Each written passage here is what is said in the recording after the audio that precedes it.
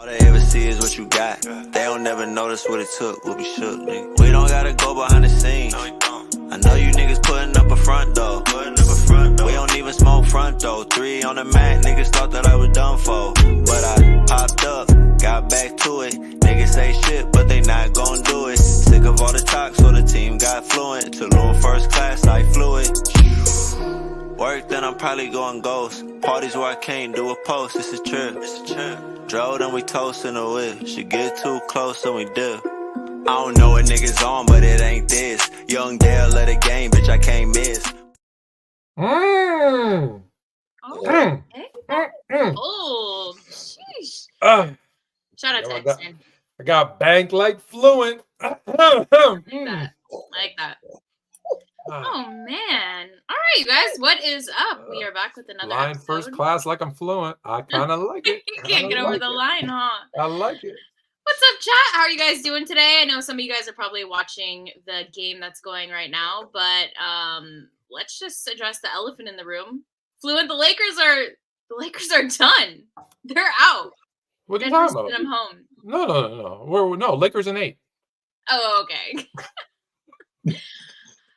Okay. No. I mean, you can keep dreaming, Fluent, but I'm tired of hearing about LA anything. Although we have to get into it because of all the LeBron rumors and all that. But tell us how you're feeling today. Listen, when they're down 3-0 to the better team, the defending champs. Yeah. Whether they lose in 4, lose in 5, lose in 6, they're going to lose. Right? Like, I believe teams that are down 3-0 prior to this round are 0-149. So add LeBron and the Lakers, add KD and the Suns, add I think there was another sweep. Who got swept? Who did OKC? New Orleans. Right, that number is going to balloon to like 0-153. So, the expectation was there. Last year when they got swept, we talked about it a lot, that they were in those games. And this year as well. 5 games, but those games were close, right? There was a couple of moments where, I hate making this excuse, but if that was 32-year-old LeBron, we're probably having a different outcome. If even 35-year-old LeBron, not even 32, 35-year-old LeBron, 35-year-old LeBron. It's a different outcome. But you can't expect, we talked about this at length. You can't expect a 39-year-old in his 21st year in the league to carry your team. Now, if AD carried the load the rest of the game and he only had to do the last 2 to 4 minutes, different. But when he's not, and look, part of this is his fault. Because he doesn't play in a system, right, to steal a line from James Harden. He is the system, which makes it really difficult for the other guys to, quote unquote, carry him. That's where, if he wants to keep playing and winning, he's going to have to find a way where he plays within a system where they can do the first, not completely, but they're doing the first 30 minutes and he focuses on the last 6. But he has to be able to say, okay, you guys do that. And I don't know that he has that part right there. The last part that you said, Tone, the last part that you said right there. Can he sing the last part of the song instead of having to sing the whole song? Can he do that? Instead of having to sing the entire chorus and then having to sing the bridge. No, can you just come in and end the song? Can you do that? I don't think he can do that, Tone. It's tough. Look, there's this great clip, and if you haven't seen it, go search it up. Whitney Houston is standing next to Luther Vandross, and they're singing whatever that song is that they sing together. And Whitney's like, does what she does, and you're like, damn. And Luther's like, and he, right? That's LeBron. It's like he sees someone else doing, he's like, oh, I'm not going to let you do that, and he does his thing, and it's just like, I don't know that he has it. If he does, good. That's a tough one, though. It's tough. Is it the gift? Is it the gift and the curse, Tone? It's the gift because I'm still this good at this age, and I'm still doing what nobody else can do in the history of the league at this age. But it's also a curse too, because I'm expected I'm still to do doing this. what I do at this age. Yes, absolutely. And I'm expected to still do this when in reality, this isn't realistic what I'm doing. It's just not. We can't expect. On top of that, I don't know if you noticed, H, but the word is that the Lakers are looking to extend him for 3 more years. Yeah. That's what they're looking to do. They're looking to extend him for 3 more years. Are we honestly going to sit here and say that LeBron James, the way he's looking right now, the Lakers aren't – the reason why they're extending him is because they think that in the next 3 years, we can probably build another championship contender around him. Well, you don't believe they're one piece away? No. No, Tone. And the reason why I don't believe that is because he's going to have to take a lesser role. At 41 years old, he's not going to be the guy. At 40 years old, we can't depend on James like that. At 42 years old, we can't depend on James like that. But he doesn't.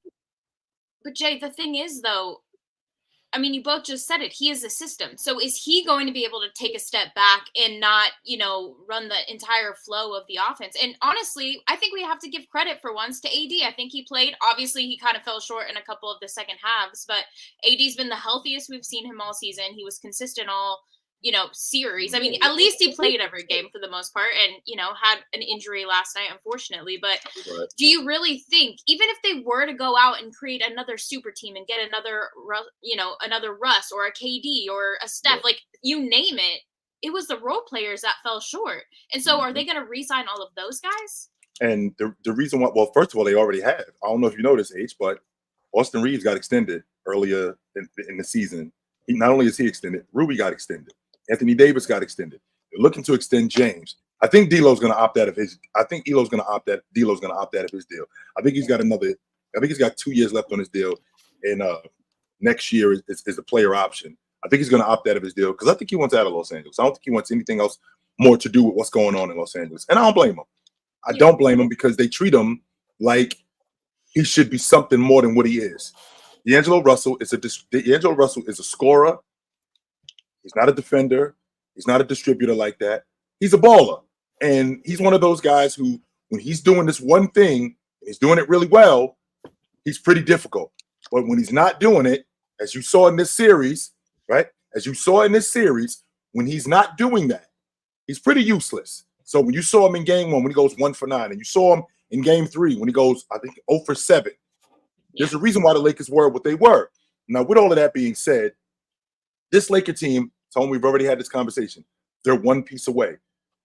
When you get swept, you're not close. Then when you get mopped out of the playoffs, you're still not close. So to get one guy means that we got to change a lot of roles. And the one role that we have to change that's not going to be willing to get changed, that's James.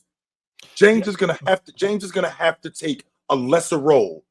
Anthony Davis, who's already extended, he's going to have to your point, he's going to have to carry this. I'll help you at the end. But for the most part, you are the guy.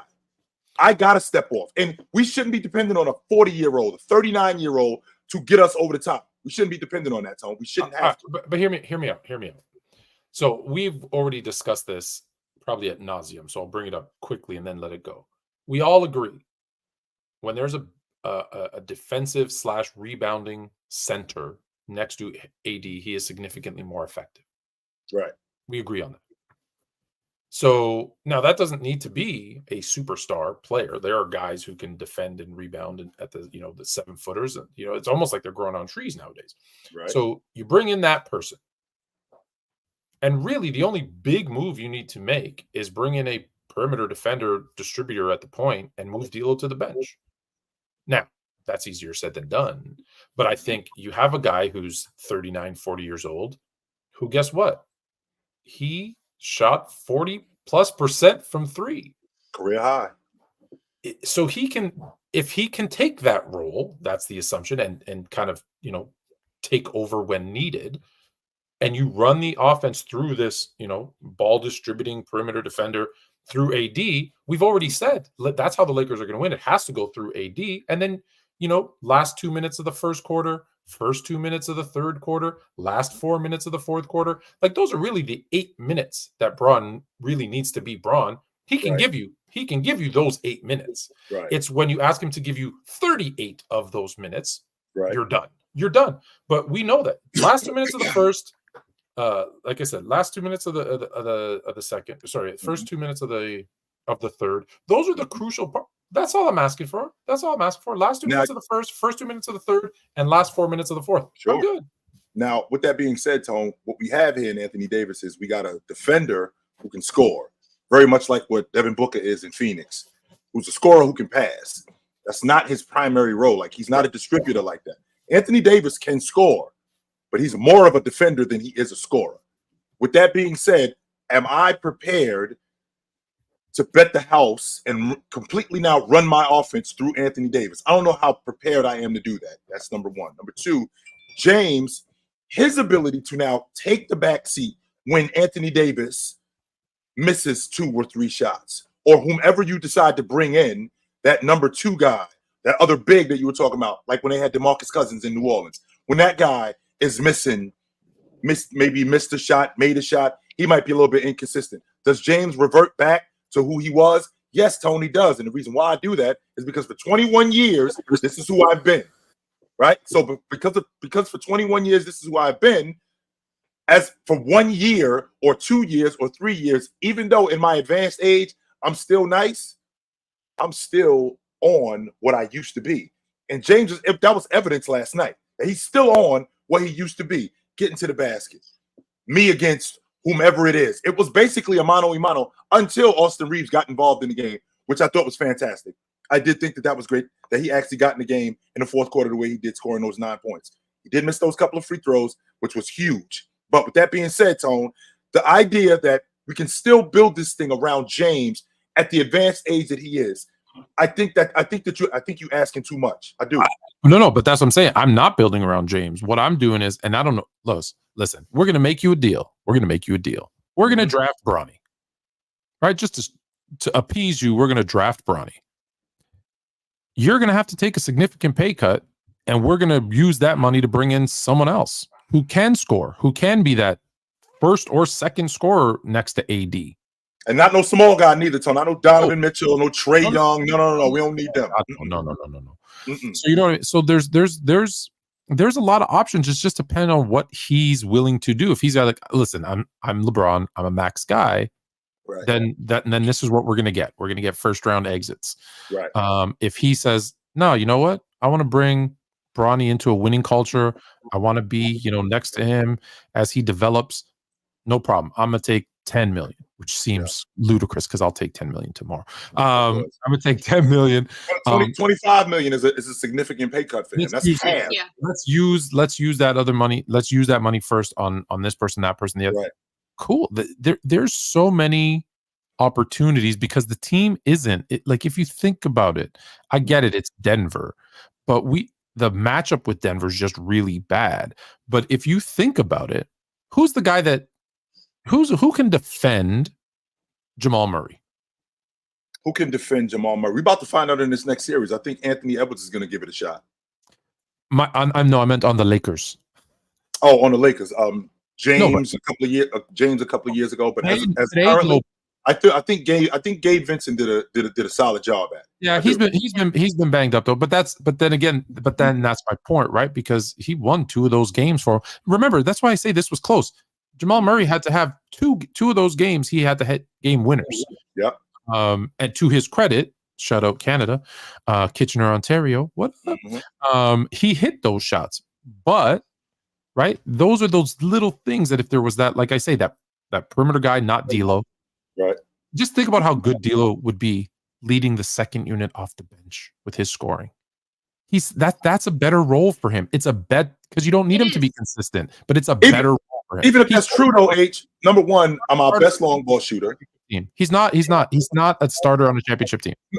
I agree, but does he know that? No, he doesn't, No. He's a starter. Like, that's a problem with D'Lo. And we'll have one great game from him, and that's it. Come the postseason. This is my problem. These aren't guys. Even are we confident in AD and Braun, this duo, really working? It's what we've seen. We even added Russ to the equation a few years ago. It works. They won a chip. I'm saying yes. And how did they win? The league wasn't at the level that it's at now. Can we agree on that?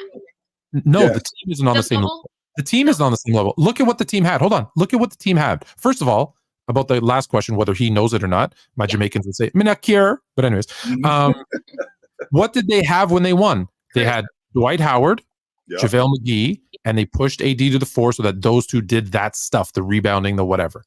What else did they have on the perimeter? Well, they had a guy who made first all NBA defensive team when he left for Chicago in Caruso. They had the two things that I'm telling you they're missing.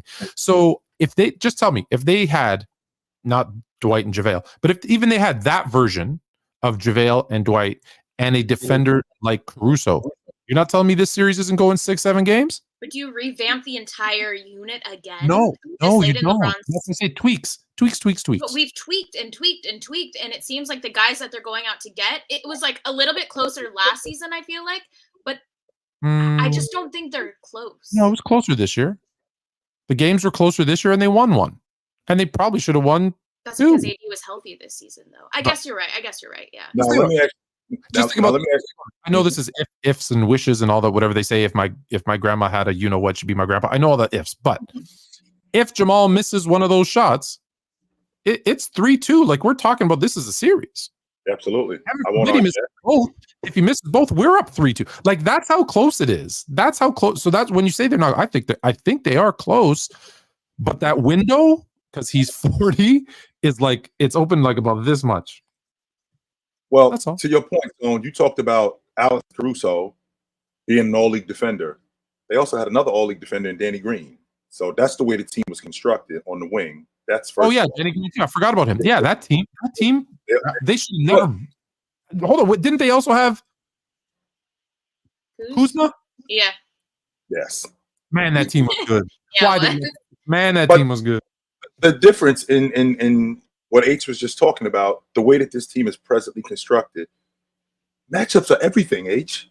If this Laker team loses to New Orleans loses in the play-in tournament, and they end up beating Sacramento, I think they beat Oklahoma City. That game one where Oklahoma City looked like a deer in headlights, SGA turning the ball over at the end, him not making shots, J-Dub not really making shots. They run into this vet Laker team. I think that they shake their confidence. Not only do they shake their confidence, I think they handle those young boys like Houston handled Orlando. Just get them right now. Now we're looking at a different Laker team who's going up against the Clippers Dallas winner. How do you like their chances against the Clippers Dallas winner? Well, they ended up beating the Clippers, and I'm watching him handle Leonard, who's not even playing. I watched him handle Leonard throughout the course of the season. He did a great job against him. I am a fan of the regular season, as you guys know, and I do think that the regular season is important, but it could also be a slippery slope because these are how many times Minnesota beat Phoenix in the regular season. And they smoked them right out the playoffs. So I'm just saying that's neither here nor there. The point that I'm making, Tone, is they end up having to see Dallas or the Clippers in the semifinals because I think they beat Oklahoma City because I think that they would thwart the confidence of those young kids. They end up seeing those guys. I like their chances against the Clippers. Why? Because it's the Clippers. If the Clippers were to get past Dallas, which I don't think they're going to do, but I also like their chances against Dallas because I think that's a better matchup. Now we're having a completely different conversation about them because guess where they are, Tone? Right back in the Western Conference Championship again. Right back in it, as opposed to getting mopped in the first round by the Denver Nuggets, who, by the way, they would have avoided, and the Denver Nuggets have to see who? The Denver Nuggets would have probably had to see Minnesota. And I think Minnesota is going to beat them if that series goes on long. So the idea that they're one guy away, they're one guy away from beating Denver, who's the champs. Can we avoid Denver, though? I mean, teams duck smoke all the time, Tone. It's not something that's what they should have done, but right. Yeah, and I respected that they went for it. Yeah, right. No, I agree with you, Jay. I think matchups for sure are everything. I don't know that they smoke OKC.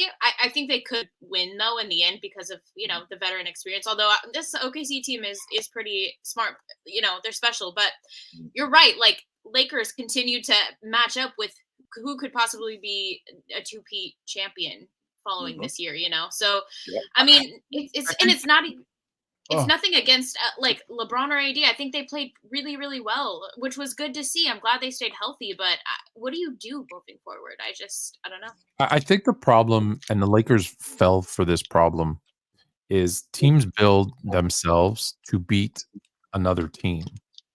Yes. And that is, I think that's a mistake. I feel like you need to figure out what your style, what your personality is going to be, how you want to play, and how you're going to win, and then you force them to adjust to you.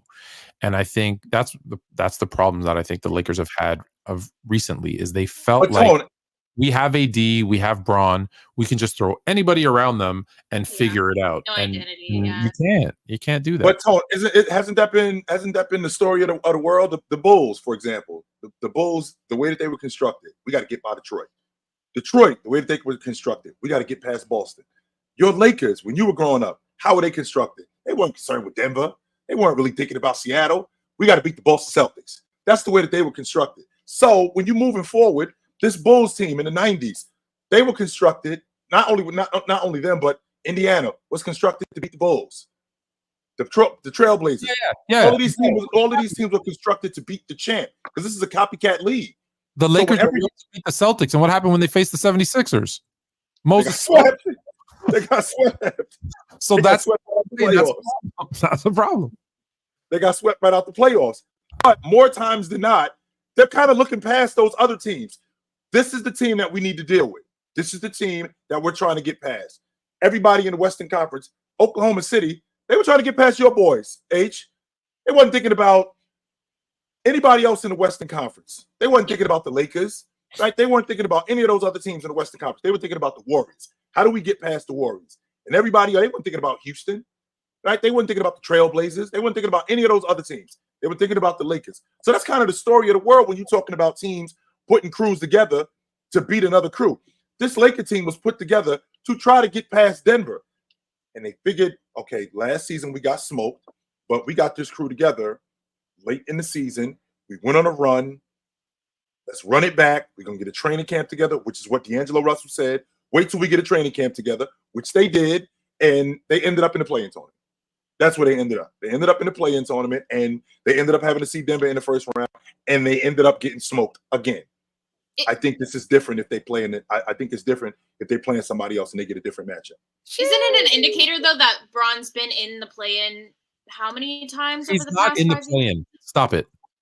No, I'm just saying. I think this Laker team has a long way to go when they continue to come in at 10th or 9th seed. Stop it. When you're the 7th seed, the 8th seed, you're not in the play-in. Okay, that's a playoff team. That's a playoff team. If they were 9th or 10th, they were in the play. They've never been in the play-in. They've never. Were they not 9th seed? No. Oh, they were 8th because they barely the day before they moved up, right? 7th twice, 8th once. They've never been a play-in team. They've always been a playoff team. Yep. So yeah. But to their listen, the Lakers also, with the oldest man in the world on the team in the NBA, had to play until I get drafted this season. Also had to play 84 games. Yes. Which a couple of those other 3 games, those other 2 games, Tone, they don't even count. I know. They don't even count. Like, why do we have these games? They ain't even on the books. Not only do they not count, Tone, being the aficionado that he is. Hey, Tone, can you do me a favor? Can you go back and check to see how the Lakers did in the play-in tournament in 21? Can you tell me how that went? I'm gonna tell you why you can't tell me how that went, Tone. Because there's no record of it. No stats. There's no record of it. None whatsoever. So it doesn't even count. So how did AD play in that exhibition game in Vegas? I think I broke my hip. Just now, Tone? Just right now. How you do that? I don't know. My nose, you broke your hip. You broke her nose, I broke my hip. What'd you break? You good, Jay? I'm good. Hey, listen, I wanna answer this question because, as a Bears fan, this guy's asking about the Chicago Bears, and while this shirt is really, I guess, kind of discontinued because that was a player's choice, Fluent and Chill. I have to answer it by saying this. If you want a Fluent and Chill shirt, I'm gonna merch. Yes, and it is right here, and I'm gonna find it. How can I make you see? Can you guys see that or no? There it is. Yes, we can see that. Yes. Mm-hmm. Oh, no, but you don't know that I have a specific merch layout Do you want to see? I don't know where it is. I lost it. Here it is. Yeah, Merch. yeah. Hey, There it is. Oh. I have a Look at that layout. right Show our merch and still see us. So far there's only 3 or 4 designs, but we're gonna get a Fluent and Chill one. Do you want an H Boogie one? What do you want? We got Now You're More Fluent. We got Gotta get it. All Your Mother. We got an H Boogie one. We got an H Boogie one. We Gotta got put one in circulation. You have no idea how good Tim Duncan was. Coming soon, we're gonna have one more day. We're gonna have H Boogie, et cetera, et cetera. We're gonna have some more. So that's where you go. Bears 456. You go to CTH. That's Chilltown Hoops. Merch.printify.me, or you go to sportsfluent.com. There'll be a link on the homepage there as well. So there you go. Footage said Fluent and Chill lunchbox. Interesting. Oh, you got add that little lunchbox. I can do a lunchbox. Or water bottles could be fired too. Maybe I'll get like what are those? I'll call up. I have so many Yeti things. I don't think you understand. No. I have a travel coffee mug Yeti. I have a cold thing with like the straw for iced coffee Yeti.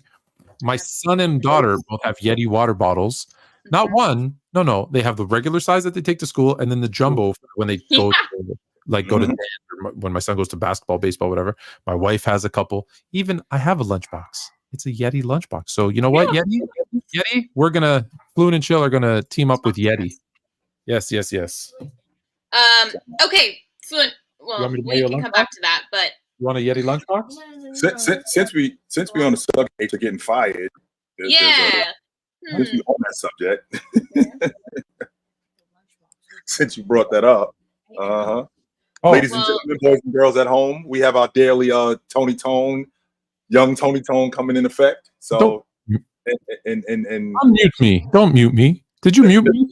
Yes, it's loud. We're trying to have a show here. He's coming in to say, let's get that Yeti lunchbox. He's gonna buy one. I got my first sale. All right. He's got his own money, you know. That's the good. money in the family. I like it. All right, so back on track. We're discussing people getting fired. But I also wanted to, yes. Do you want me to go ahead and read it? Fire him. Yeah. Okay, KD has reportedly never felt comfortable with his role in Phoenix's offense alongside Devin Booker and Bradley Beal this season. All right, so we have to. Jay, what do you think? Okay, I'm sorry. Tone. Okay, he left Oklahoma City because he didn't like the way that the offense was ran there. He liked what was going on in Golden State. Sure, everybody likes what's going on in Golden State. Yes, he liked what was going on in Golden State. But then he had problems with Steve Kerr in that offense.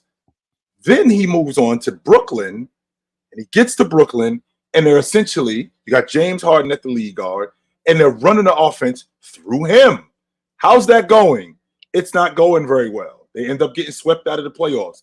He doesn't like the way the offense is when he moves to Phoenix, which again, it's an isolation-heavy offense, which is his game, but he doesn't like it. I don't know what to do with this guy, Tone. 1 minute you want to play on a ball-hopping, player-moving offense in Golden State, but then you don't like it. But then you get in an isolation-heavy offense, which is your game. You don't like that neither.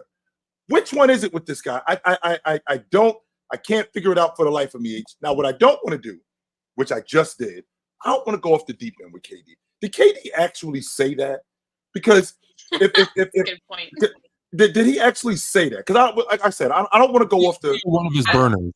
Yeah, no, I don't want to go off the deep end with KD and be like, yo, I'm so over this guy. Because that actually I've heard this from him before. Like he's had issues with the offenses. That's why I'm looking at this going, oh man, what are we gonna do with this guy? But this hasn't actually come from him. So we got to be careful about this sort of stuff. I don't know. So it's interesting. There's KD's burner. He's right there. Me. Yeah, you. Check this out. So we had Xavier McDaniel, X-Man, who's allowed to use that term, on the Hoopstorians last week, right? Last week, Tuesday. And one of the questions I asked him, because, people might not realize, they think of him as this tough guy, but when he was in Seattle, when he first got drafted, he was a scorer. And I asked him, I said, in today's NBA, which team, which offense would you want to be in?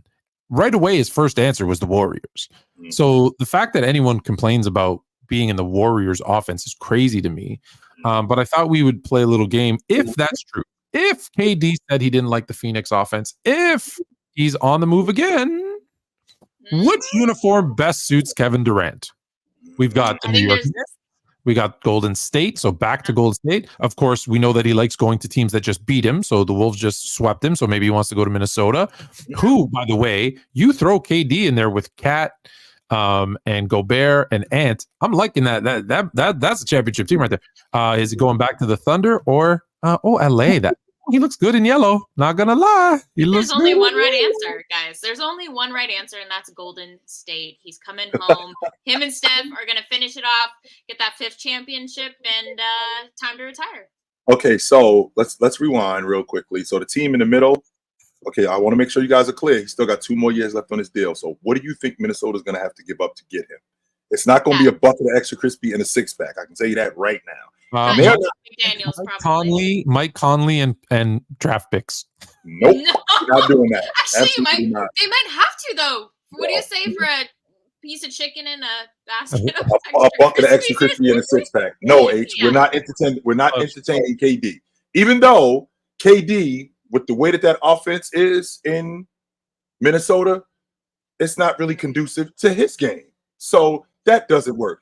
Him going to New York. I was just writing down a bucket of extra crispy and a 6-pack. That's to be another shirt. Sorry, go ahead. him with the Knicks. Well, a second scorer. But the problem with KD is that KD is a little long in the tooth. And the way that the Knicks play, that might not be conducive to KD's style of play. They rebound. A lot of dirty work stuff. KD is not just going to be out there just being a bucket getter. He's got to get on the floor. He's got to defend. He has defended this season, but the way that they defend and the heavy minutes that they play under Tibbs, I don't think that's conducive to KD. I think KD's in a space where he's going to have to stay put. He's not getting traded.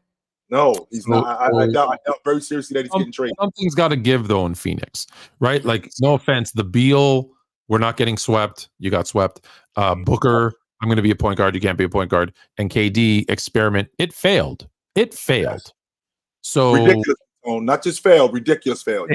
So my issue is the GM.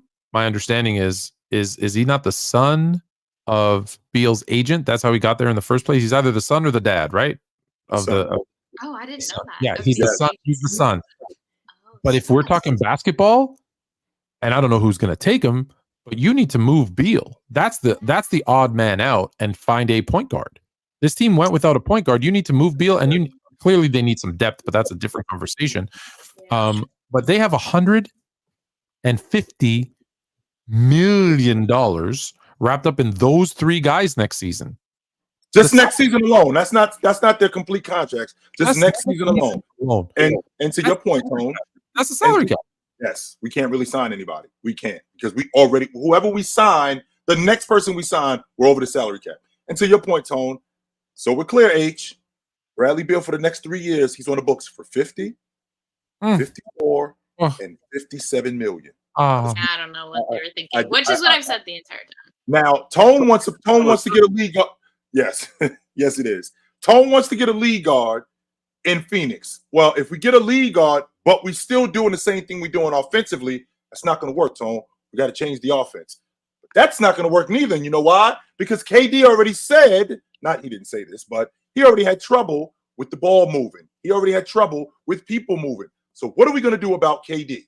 That's the $1 million question. What are we going to do about KD in this offense? Because if we get ourselves a lead guard, we're going to have to change the offense. How much do we change the offense where it's more conducive to KD's game, to Book's game, to Bradley Beal's game? Because these guys are definitely, especially Bradley Beal and Devin Booker in particular, they're much better, just like CJ McCollum in New Orleans.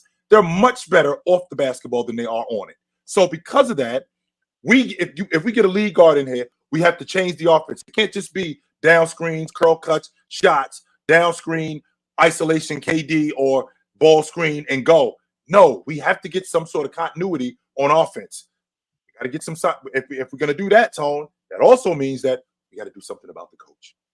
That means that Frank Vogel, who I'm not really interested in firing. Fire him. Yeah, he's gone. He's gone. I think He's got to be. But that, oh my goodness, this team, how deep they are. And like somebody said, they have no picks until 2031. What? Well, deep as in like deep in shit, not deep as in like deep offensively or defensively, actually. But yeah, I don't even know. 5 years. No, one sec. They got 1 second round pick. I believe it's next year. They got a second round pick, but they don't have a first round pick after this season for 5 years. We don't have any way to build our team. We don't.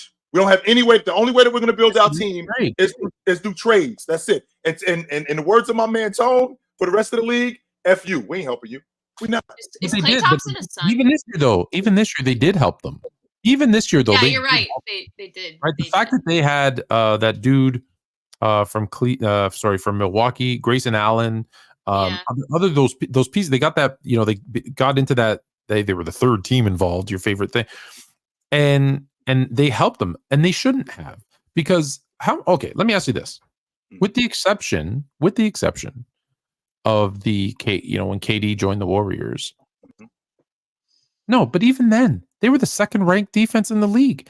When have we seen a team that's built around we're just going to outscore everybody win? Phoenix, and they didn't win. They were making deep playoff runs, but they didn't win it. No, they didn't win. My question is, when did we see a team that's going to outscore the opponent win? Never. They always had to have some defense. No, even Golden State.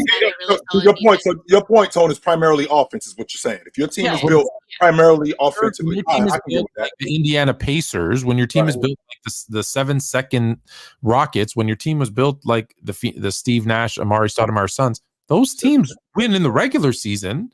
They don't win in the playoffs when the game slows down, it tightens up, everything changes. Those teams don't win. So why do we keep trying to do this? Like putting Beal, Booker, and KD and saying, hey, 100% of the teams that score the most points win 100% of the games. Yeah, but you still have to score the most points. And just at some point, you have to stop the other team from scoring to score. Which is fair. But can we put a little bit of context on that, Tony? I mean, the 2006 Phoenix Suns, when they was in the Western Conference Championship and they lost to Dallas. I mean, they don't have Stoudemire, so that's my first team All League performer. Then the next year, they win. No, they didn't. I mean, it is that. I don't know if it's that black and white. I don't know if it's that black and white, Tone. I think it's a little bit more than that. It's black and white. It's black and white. It's black. It's white. Is there any chance that Booker and Beal and KD step up defensively, and then you maybe go out and get a few more defensive pieces, and then pray for the best? Because what trade is? No, I'm just thinking you have to make the best of your situation. KD's no young man. He's getting older. He's still a hooper. On open night, 36 on open night. 36 or 37? I feel like 36. Yeah, it'd be 36 on opening night. Because 36. Now, to your point, KD actually did play pretty good defense this season. Yes, he did. I felt like Bradley Beal and Devin Booker, that was redundancy. We didn't need both of them. Well, one plate was out the entire season. One of them was always out. So, if I'm not mistaken, Tone, I think that they played 41 games together as a whole. Was it that many? That seems high. No, I think they were 25 and 16 with the three of them together. Oh, with the whole three, because I think they only played 5 games with the whole roster healthy. Right? But with the three of them together, I think they played 41 games of this entire season, and I think they won. They went 25 and 16. But the redundancy with Book and Bradley Beal, they basically both do the same thing. We don't have a lead guard. Who, Tone, you just mentioned the three of those guys. We had 150 million with those three guys. You left out that we just inked Grayson Allen to a deal too. So Grayson Allen's money goes. I'm sorry, Tone. If Tone is the money man right now, and I'm basically telling him what our financial situation is. He's coming in. We're having a sit down, and I'm telling him what our financial situation is. The three guys that we all have on the books this season, or this season coming up for 150 million. We also just inked Grayson Allen to an extension for like 100 and something million. So he's on the books too. So we automatically on opening night, we like 30 million over the cap. There was this GM got a lot of credit for building a dynasty Went to the NBA Finals, I want to say 6 times, won 4 of them. And when he looked at those similar kind of books, and he still had good players, he bounced. His name was Bob Myers of the Golden State Warriors. Even he knew. Even he knew. Oops, that's what the money looks like. I'm out. He was out of there. Wow. In that same situation, you just saw it happen. Yeah, but the thing is, at least the Warriors had success under their belt to at least say we've done this. He won. He went to the finals. Yeah, won 4 at the right time. Nah. But I'm just saying, what do you present to your owner and your front office and say we've constantly gotten close or failed, but we've never done anything? Like, how do you just move forward with these 3 guys and just for the next 3 years or whatever KD still has left on his contract? Like, and KD, we know KD, like, he gets disgruntled. Is he gonna play 20 games and then say, I'm not doing this anymore, I won't demand a trade? Like, I'm not trying to hear that from him. I'm not trying to hear that from him at all. How many times have we heard it though? You know what's gonna happen. He doesn't care about his legacy anymore. But you know what's gonna happen though. What'll happen? The GM, the whoever the coach, whoever the new coach is, they're gonna sit down and say, "Hey, how did we do when all of our guys were healthy? Oh, we were 25 and what you said, 16, 25 and 6. Okay, so what are we lacking? Well, we were missing kind of this and this. Okay, so we've got our big 3. Let's figure out what we need around them. Let's tweak our roster and let's run it back." That's what's going to happen. And then they're going to get knocked out of the playoffs in the first round next year. Like, by the way, just for the record, I don't know. I have my picks. I don't know if you guys remember your picks. I picked Phoenix to lose. I picked Minnesota. I picked Minnesota to go to the final. So, I picked Minnesota. Yeah, you did. I'm looking pretty good right now. Thanks, Ant. But that's what they're going to do. They'll convince themselves that, well, it was the injuries, it was a new team, they've never played together before, blah. They'll come up with these excuses, and that's what they're going to do. And I think, unfortunately, I feel like in this Western Conference, they're not. Just think about it. If this team comes back and they're healthy, are they better than OKC? No. Are they better than Minnesota? No. Are they better than Dallas? No. So you're telling me right off the bat, their absolute best case scenario is the 4th best team, which it's not, but is the 4th best team like that? I didn't even talk about the Clippers and the emerging Pelicans, Dallas. Like, there's no. This team is. How about the defending champs? I said Denver. I said Denver. Can't forget those guys. I did say Denver. Is there a little animosity left over? I don't know that there's a team in Denver. I don't know. I'm not familiar. Yeah, well. Good team, Tone. They got a good team over there too. They got a really good team. Got a really good team. Yeah, they got a really good team too. But to your point, Tone, they're in a position right now where there's a lot of decisions that need to be made but can't be made because they strapped themselves financially. They don't have any draft picks. The way that this team is constructed, it's bad. So they kind of are in a space where we kind of have to get lucky. Well, Tone, what do I mean when I say get lucky? They have no draft pick to get lucky with. That's what I'm saying, Tone. The difference is that we got to get lucky in the free agent market where we might be able to bag a free agent that's kind of in a scrap heap, a point guard that's in a scrap heap that nobody's really paying attention to, that we end up with a coach who's also in that same space that nobody's really bothering with. If we called up Mike, I hate this, Tone, but I'm going to say it. But Mike Bud? If we called up Mike D'Antoni and no, I know you don't want to hear this, Tone, but no, you don't want to hear this, but hear me out. No, just hear me out, Tone. No. Tone, if you would just at least hear me out. I will keep pushing buttons till you move. Tone, he doesn't want to hear me out. So I'm Well, speaking of coaches, because there's okay, go ahead. Well, okay, go. Mike D'Antoni. Okay. Go, Jay. Just hear me out for a second, Tone. Okay, so what we have is we have a very isolated, heavy, one-on-one kind of team, right? We do have that. And in addition to having that, we got a glass cleaner in Nurkic. We do have that. We got a long ball shooter in Grayson Allen. So how about we get Mike D'Antoni in here to speed the game up. Oh my God. He can't handle it. This is what I'm thinking, Tone. We get him in here to speed the game up, get lucky in the playoffs where we can avoid a heavy one-on-one defensive team like the Minnesota Timberwolves, and maybe get lucky and get involved with the Clippers in round one, or get involved with New Orleans in round one, because I'm looking at New Orleans and I'm out on Brandon Ingram. I'm 100% out on him. Maybe we can maybe we can steal a series from them, as opposed to just run it back with what we got, stick with the coach, stick with our style of play. It's obvious that that's not going to work. No. Get rid of the coach. I agree with that. But there's 3 coaches being paid by another team that will all be looking for jobs this summer, and I think they're all better than Mike D'Antoni. You got Adrian Griffin, you got Mike Budd, and you got Doc Rivers. They're all 3 of them are better than Mike D'Antoni. And you ain't got to worry about Doc. So Doc's going to still be in Milwaukee. No, he will not. Yes, He has to be. They can't get another coach. Do they just rotate through the other two? Not only that, they signed him to a 3-year deal for $40 million right after they signed the coach who they fired in the middle of the season. Yeah, they're not and are still paying. No. Yes, they're not. You can't pay for coaches. He's fired. He'll retire. I'm telling you, he is not going back to no. And how do you come off the coach who you lost your 2 best players in the playoffs? Like no Dame, no Giannis. Like that's not Doc Rivers' issue. That is not a Doc Rivers issue. The whole season that he was the half season he was coaching.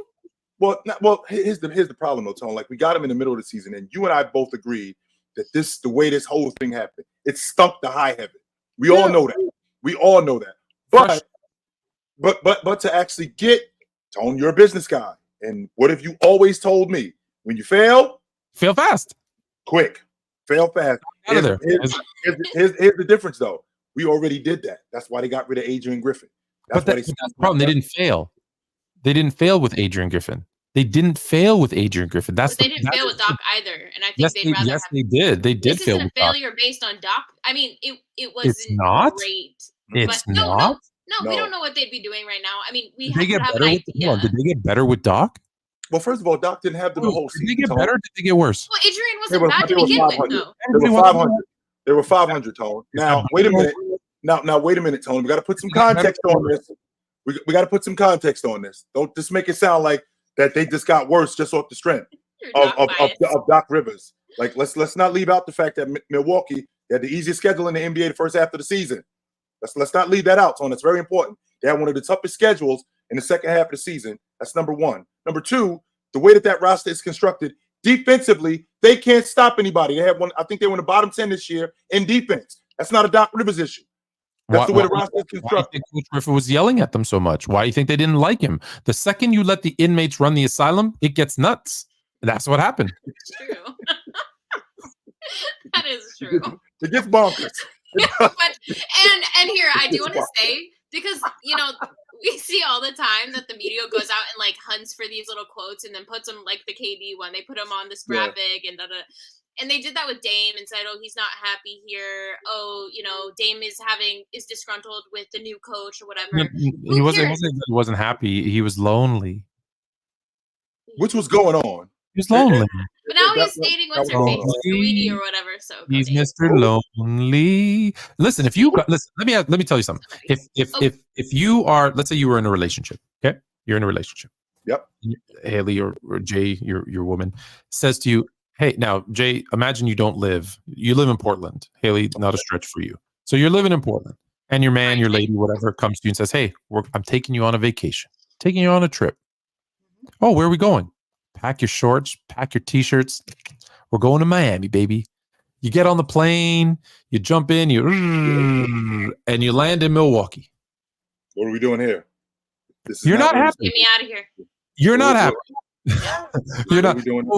So I blame Dame, and this is not a knock. This is not a knock on Milwaukee. It is you're expecting to do. You ever like take a glass of something and you think it's something else, and then you take a sip and you're like, yeah, I'm that was bad, right? Like, oh, I thought I was drinking Coke and it's a glass of milk. You're like, whoa, it's weird. Oh, that's what happened to Dame. He thought he was going someplace and he went the literally polar opposite. Yeah, no, that's true. My pick at the beginning when we saw this trade occur, I guess, was it's gonna take a year for this thing to kind of settle in, and then we had the coaching issue on top of that. So I don't know if they decide to right from the beginning. By the way, right from the beginning. Yeah, because this isn't the same unit. I mean, we don't have Drew on the team anymore. We Right. have shaken this whole thing up. I mean, none of these guys are the same. They're all getting older, and I just think they did a poor job of surrounding Giannis and Dame with the right pieces, I guess. Although I don't even know what they brought in Coach Griffin thinking they were going to have Drew. Like they thought they were going to have a different game, a different team. Excuse me. They thought they'd have a defensive team for him, which they needed. But my question is, and again, I know it sounds like I'm hating on Doc, but like, when has Doc ever been the solution? I'm not disagreeing. In Boston, maybe? Was he the solution? I mean, most people would say with that team, they underachieved. I mean, if we're being honest, like once they put some formidable players around them, they did win. And if Kevin Garnett doesn't get hurt in 2009, I think they win it again. I do. I think that they win it again. So, but he's failed more than he's been successful, and I don't know why they went out and got him in the first thing. The whole thing felt like very political, right? Like it's politics. It felt like Doc Rivers was inserted in Milwaukee, and it didn't really make sense. I guess it was to appease the players. But sorry, Jay. I mean, we can say that about a lot of coaches, though. I mean, they failed more than they succeeded. So Lenny Wilkins and Don Nelson, all of these guys, and we don't treat them like we treat Doc Rivers. But with that, how many of them blew like 100 3-1 leads? I think it's just that kind of goes against him. Yeah, that's one of those things that is no matter what Doc does, that's never going away, ever. Never even going if they won the chip, probably not. Are you? By the way, NBA championship, that's never going away. Never. No. Are you guys as excited? Are you guys as excited to see this?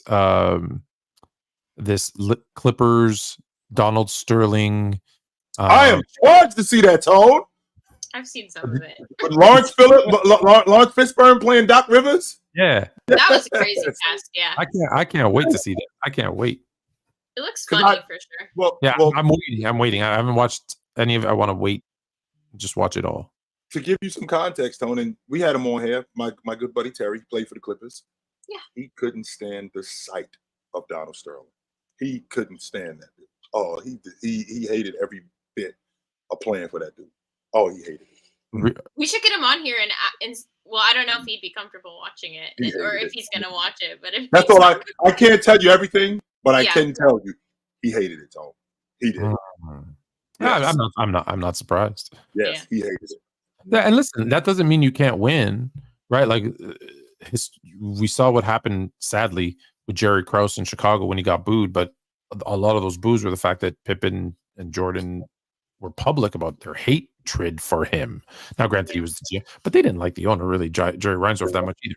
And obviously, and Sterling wasn't a very likable dude, right? Like he was your typical old racist white dude that like he's difficult to like, or he was difficult to like.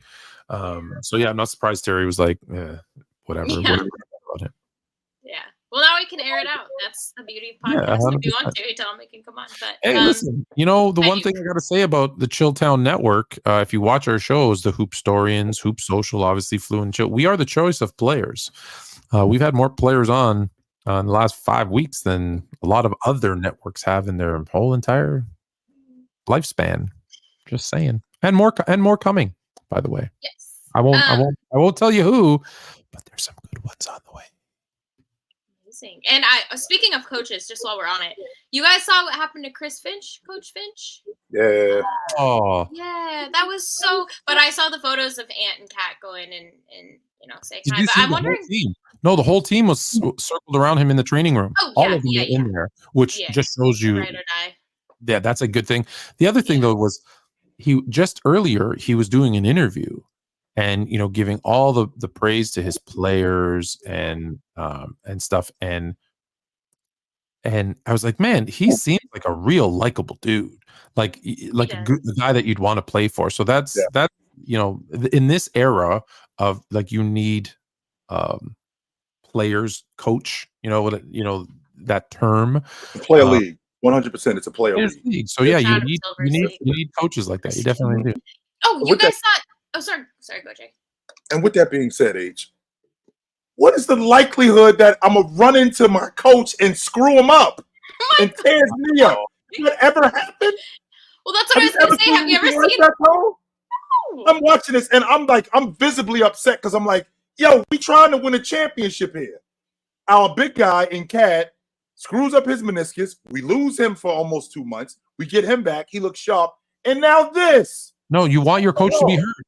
Give me one for the Gipper. Oh my goodness, Tone. This is incredible, man. So can you coach from a chair? Like, well, I watched I forgot his name, the coach who he coached, his son played in the NBA. He tore his Achilles. He's in a walking boot, coaching on the sideline in the NCAA tournament. Yeah. I think I did see that. His son got drafted by the Celtics. I want to say in like 19. His son was on it, and they ended up winning in the first round. He ended up tearing his Achilles. Now, I think Coach Finch, I think he's getting surgery. I don't think that series starts until Saturday. Saturday. He'll be fine. He'll be fine. Saturday, Sunday, and I'm start watching, big homie. You're missing out. I'm gonna. Yeah, I think he'll be good by then. Yeah, he'll be fine. He'll be fine. I think he'll be good by then. So, Fluent, I know you're a big fan of the Timberwolves. So walk me through, obviously, so far this first round, but especially Ant. Ant has, what was it that he's brought 100 million views alone so far. I mean, this team has just found some type of groove, but Ant, I think, has been the glue to this whole thing and has only progressively gotten better. And I remember seeing him just throw that chair last year after getting bounced by Denver. And I knew that was going to do something to him. And of course, that matchup, yes, with Kevin Durant. And just, it was almost the passing of the torch in real time. It was so special to see a lot of laughs that were shared there too. Katie was a great sport, I have to be honest with that. So I hated that, by the way. I hated that, by the way. I absolutely hated that. Why? What did I miss? You wanted him to throw hands or what? Why? What? You're laughing and joking? You're getting smoked by this dude, and you're laughing and joking. Where's your competitive fire? Where's it reminded me back a few years when KD called his buddy in Europe, and when Brooklyn, he's like, I think they were playing Boston, and he's like, yeah, I'll come check you because we ain't winning the game. Right. And I'm like, I got those same kind of vibes. He went in thinking Minnesota's going to smoke us.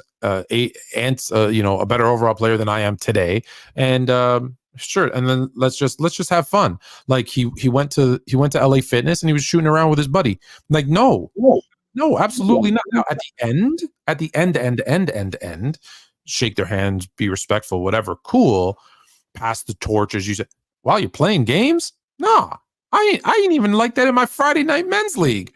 No, absolutely not. I hate you until the end of the game. Period. Now, and that is my knock against KD. Whether it's true or not, I feel like he is predetermined whether he's going to win or lose, and it shows. And I don't like that about him. I think after a while, though, wrong. I feel like he's a guy. As much credit as I give him for loving the game, like I say this, if he could play basketball 24 hours a day, 7 days a week, and do nothing else, he probably would. And I love that about him. But I don't know that not that he doesn't want to win. I just feel like he doesn't have that hunger to win that I want in a player. Cone, it's not 1995 anymore. I'm sorry, brother. It's not. And to go up against and to go up against a guy who has made it clear, this guy grew up watching me. He thinks that I'm the best ever. And yeah, he's yapping at me. But it's like looking at your nephew yapping at you. Like, really? You talking to me? Really? That's what's going on? Even though he is kicking my ass. Even though that is going on, but it's like my little nephew. Like, oh, he talking to me. I mean, Kobe used to laugh at players, right? He'd laugh at players when he'd break their ankles or something, and he'd just laugh at them. I mean, he was cooking them at the same time. Right. So. But that's my point, H. I mean, I'm laughing at my nephew, but then it's like, all right, I gotta get serious because this dude really thinks that he can serve me. So all right, I gotta get serious and I gotta do something that I really don't want to do. All right, I get with that part, but I mean, I've always felt like KD had that fire in him. I saw that in 2017 when he went up against James in the finals. That's not the same dude you saw 5 years ago. Yeah, it's really it's really easy to throw hands when you've got the toughest guys standing behind you. It's another thing to do it when you might lose. It's very different. It's very different. But KD's not dumb, so I think even he knew. Like, and we can't say KD didn't have a good series. He did. I mean, he put in his all. KD just needs some therapy. KD needs some therapy. Because this person, Straight Hoops, is correct. KD is miserable wherever he goes. You're absolutely right, Straight Hoops. He is miserable, and he needs. I don't know. He's that guy. Do I get a hug? He needs a hug. I can't put my finger on it about KD. He's not that. He's a uber skilled scorer, and I think now. Let's be clear when I say this word. It doesn't mean you're bad, but we overrate the heck out of him because he does something so exceptionally well, but he's missing something. Right. But at what point? I mean, he's done it to himself. I'm not here to defend KD, but also I think there's a point where you're like, he's well aware of what he's working with. He's well aware that they're lacking, especially after you've played a game or two against this team and they're smoking you. So I think, I don't know. I think so at just his age, I mean, he did it. He played well. You know what I mean? Like, he can't control every other guy on his team. He can't control the bench. He can only do what he does. His coach is I think if you're a leader, you can control him. To a certain extent, though. I think you can. He's still not a leader. He's not a leader. That's my problem. But are we gonna? I mean, I think that's gonna forever be part of his legacy, and he's gonna have to deal with that. But I don't think he's claimed to be a leader either. You know. So. Okay. As long as we're cool saying he's not a leader. All right. Okay. Okay. Jay, any thoughts on the Timberwolves moving forward? The series overall. I actually love this series. I think the winner of this series. Yes. Oh yeah, this is good.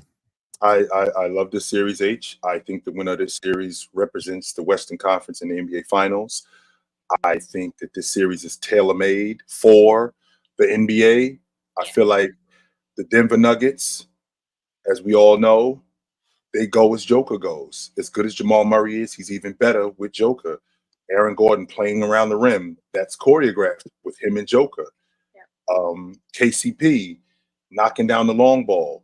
The Lakers, Tone, y'all had the biggest problem that you had was in addition to Joker, in addition to Jamal Murray, you did not solve the MPJ problem, and that's not going to be the issue in this series. Off the strength that Minnesota, their staple is their defense, and they're not just a great individual one-on-one defensive team. They're a great team defensive team.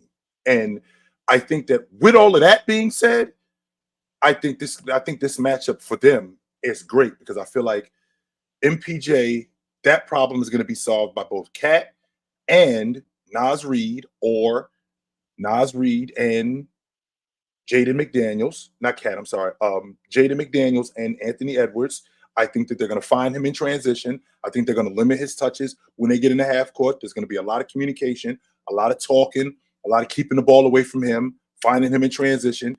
I think the X factor in this situation, I think, is going to be Cat. And the reason why is because Dallas and Phoenix wrote the blueprint on how to beat Denver. And what you do with Denver is you jump Joker on the glass. How do you jump Joker on the glass? You jump Joker on the glass by getting rid of Aaron Gordon.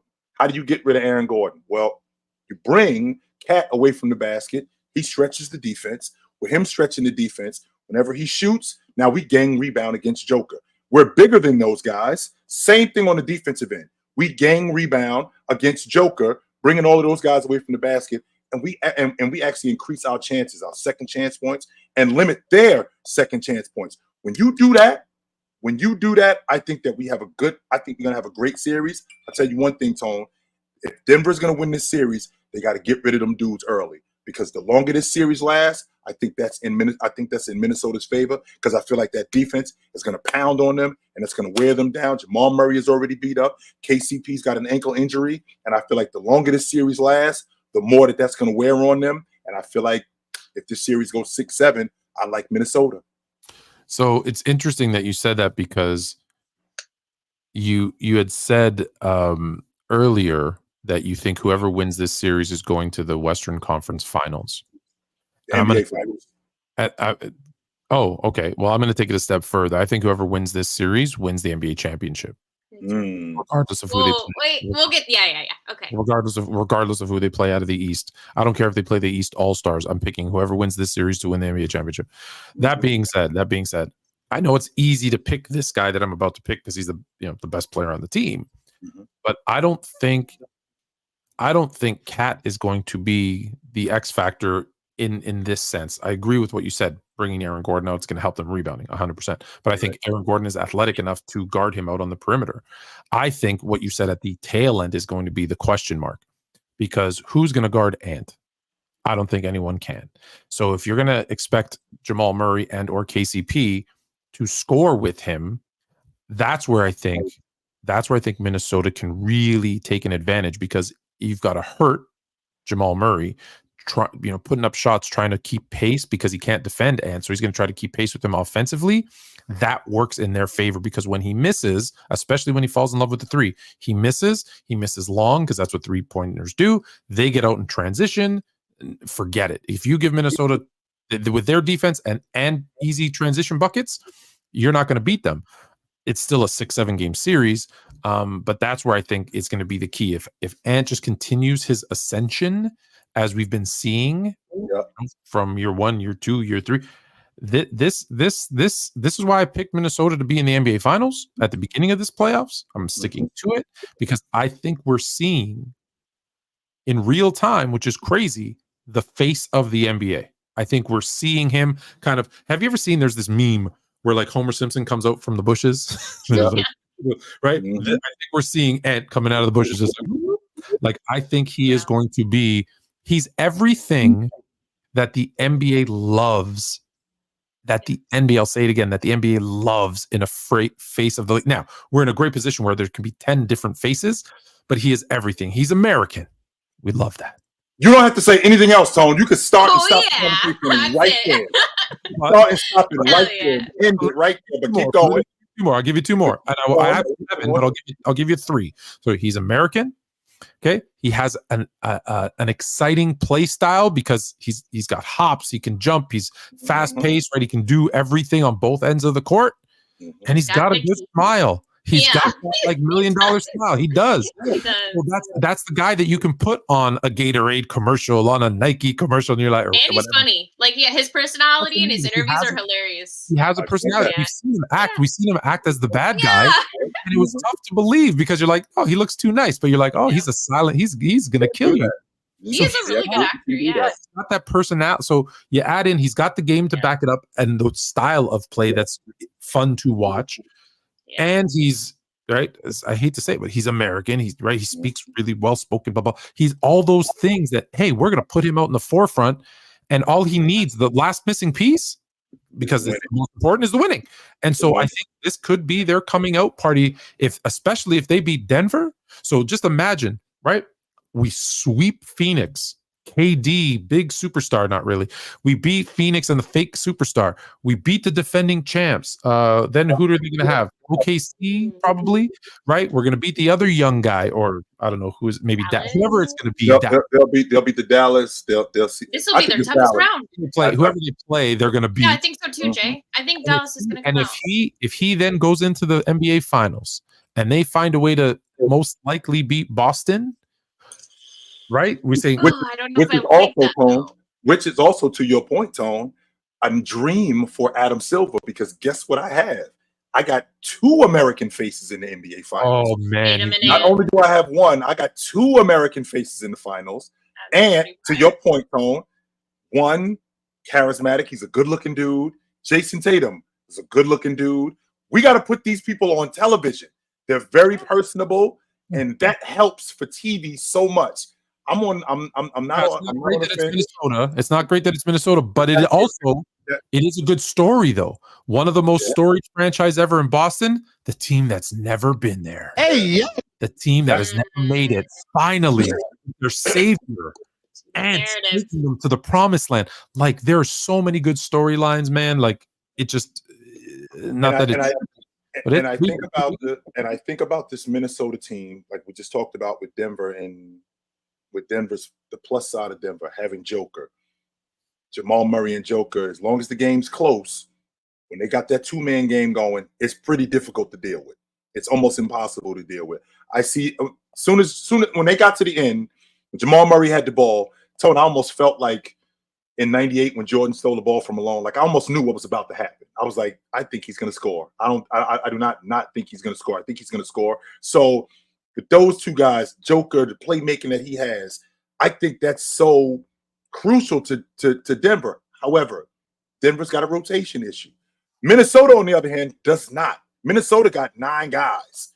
Minnesota has 9 guys that they go to who are solid guys that can really help your unit. I think that their rotation guys in Minnesota are better than what's going on in Denver. Now what this comes down to who can stop who. And I know that I talk about Oklahoma City in terms of their experience. We got to remember, Ant is only 22 years old, Tony. It's not like he's a seasoned 5, 6, 7 year vet. No, he's only 22 years old. Still a kid. So this is all new to him still. And I don't want to jump the gun on him being the face of the NBA, even though I do think at some point he's going to be. I'm not saying he is now, right? I said we're seeing it in real time. We're seeing it. I do think that he's going to be. But I feel like with this unit Minnesota has and the way it's constructed, I think that if this series goes on, Tone, with Naz Reid and Alexander Walker, not Naz Reid, Alexander Walker, Slow-Mo, Morris, with this unit that they have, they're solid. I feel like they can wear down Denver. And I think that we're going to have a situation in Denver where Rudy is going to have to deal with Joker. We can't double him like Philly does, like the Knicks do Philly, because 1, he's a lot smarter than that. 2, he's a much better passer. And 3, Denver's offense is way more fluid than what's going on in Philly. So we can't jump him, because if we jump him, it's like Tom Brady sitting in the pocket and throwing all night. He's going to pick us apart. Yeah. So we can't let that happen. So we got to pick and choose when we're going to jump him. We got to pick and choose where we're going to double from, because once we do that, once we start giving him different looks, then we can maybe confuse him. Even though I feel like Joker's seen just about any and everything, we can maybe confuse him. No, but you also have the ability to, and look, I'm not saying Cat's a great defender, but if you throw a double team at him and it's Cat and Gobert, right, the length of those two guys is, even if it's Joker, it's going to make it harder. It's still Joker, he's going to see, but it's going to make him harder for him to see and make those passes, because you still have guys like Ant, like McDaniels, like you have defenders around. So I think you feel pretty good at it. Like you're going to throw Ant at him one time. You're going to throw Naz Reid at him one time. You throw Cat at, like you're just going to throw, like you said, from different places all the time. And even as good as the Joker is, right, best passing big man ever, he's still got to make, some tough passes. And those guys still have to knock down shots, and they're not going to have slouches defending them when they get those shots. They're going to have a tough defender on them, and that's why that's why 2 years ago I told you I didn't like this Minnesota team. Yeah, not the beginning of this year, the beginning of last year. If you remember, I told you they're not going anywhere. Yep. And this year I said completely opposite. I said nope, I see them going, and I've been on them all season. I'm picked them at the beginning of the playoffs. I'm sticking with them. I like everything they're doing. Now, one of the main things, Tone, that we have to do is when we're provided with new information, we get to change how we are, right? We get to change our opinion. Now, the new information that we got is I was very critical on Cat. I was very critical on Cat in the playoffs. He's not very good, not just in the playoffs, but in the second half of games in the playoffs. I think he's averaging 5 points and 4 rebounds. However, he gets on this Minnesota crew, which I said last season before he got hurt, that I was looking forward to this matchup because I thought that it would work. Everybody was telling me that 2 bigs just don't work. I envisioned what I'm seeing right now. I envisioned this between these two because I thought it would help Cat offensively. and I thought it would help him defensively. But he got hurt last year, so we weren't able to really see it. We weren't able to really see it materialize like it did this season. Now, remember, we're talking about the same cat who got hurt late in the season. If he doesn't get hurt, right? If he doesn't get hurt, I think Minnesota ends up with the number 1 seed, except they didn't. But he's been playing phenomenal in the playoffs. They hunt mismatches with him. He actually gets in a stance, sits down in a chair, and plays defense. He gang rebounds. And I think the main reason why he's been successful is because the pressure on him previous is not on him now. It's now on the other dudes, and all he has to do is rock. And because all he has to do is rock, you see how productive he is. Prime example would be in Game 4. He wouldn't be able to do that if it was him and him alone. I think he would have folded up like a lawn chair.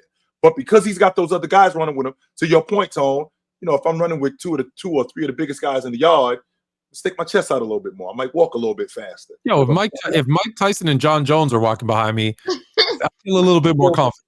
Yeah, I just do. Yeah, I just do. Sure. But let me say about last year, that was probably the best thing that happened to them or for them. Yeah, I agree. Is that not that he got hurt, but that he got hurt and they didn't have a high seed. So there was no expectations that they lost in the fashion that they lost. That Ant did. We saw that fire from Ant. And when you see stuff like that, what he did this offseason. He was like, I don't want to have that feeling ever again. And he went and worked. And you see it. You see the progression. You see that. That's what I want to see from my players. Stephen A. Smith. What did Stephen A. Smith say? You got Jordan, you got Kobe, and now you got Ant. Oh, I wish I could say I just don't see it, man. I'll be trying to see what people are looking at. I don't, man. Jay, can I just say something and be honest with me? Does it crush your heart a little bit, crush your spirit a little, that people are taking a little more into Ant than they are to Tatum?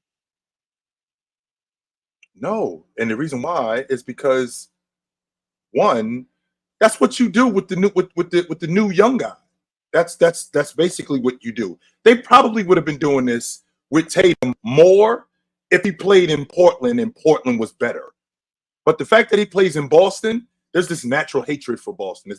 Boston is the kid that rolls up to school in the Rolls Royce or in the Ferrari. That's what Boston is. And you turn your nose up to him. But the kid that's rolling up to school getting dropped off by his mom, that's the hardworking mom that's got 2 jobs, you kind of gravitate toward him more because you can relate to them more. Even though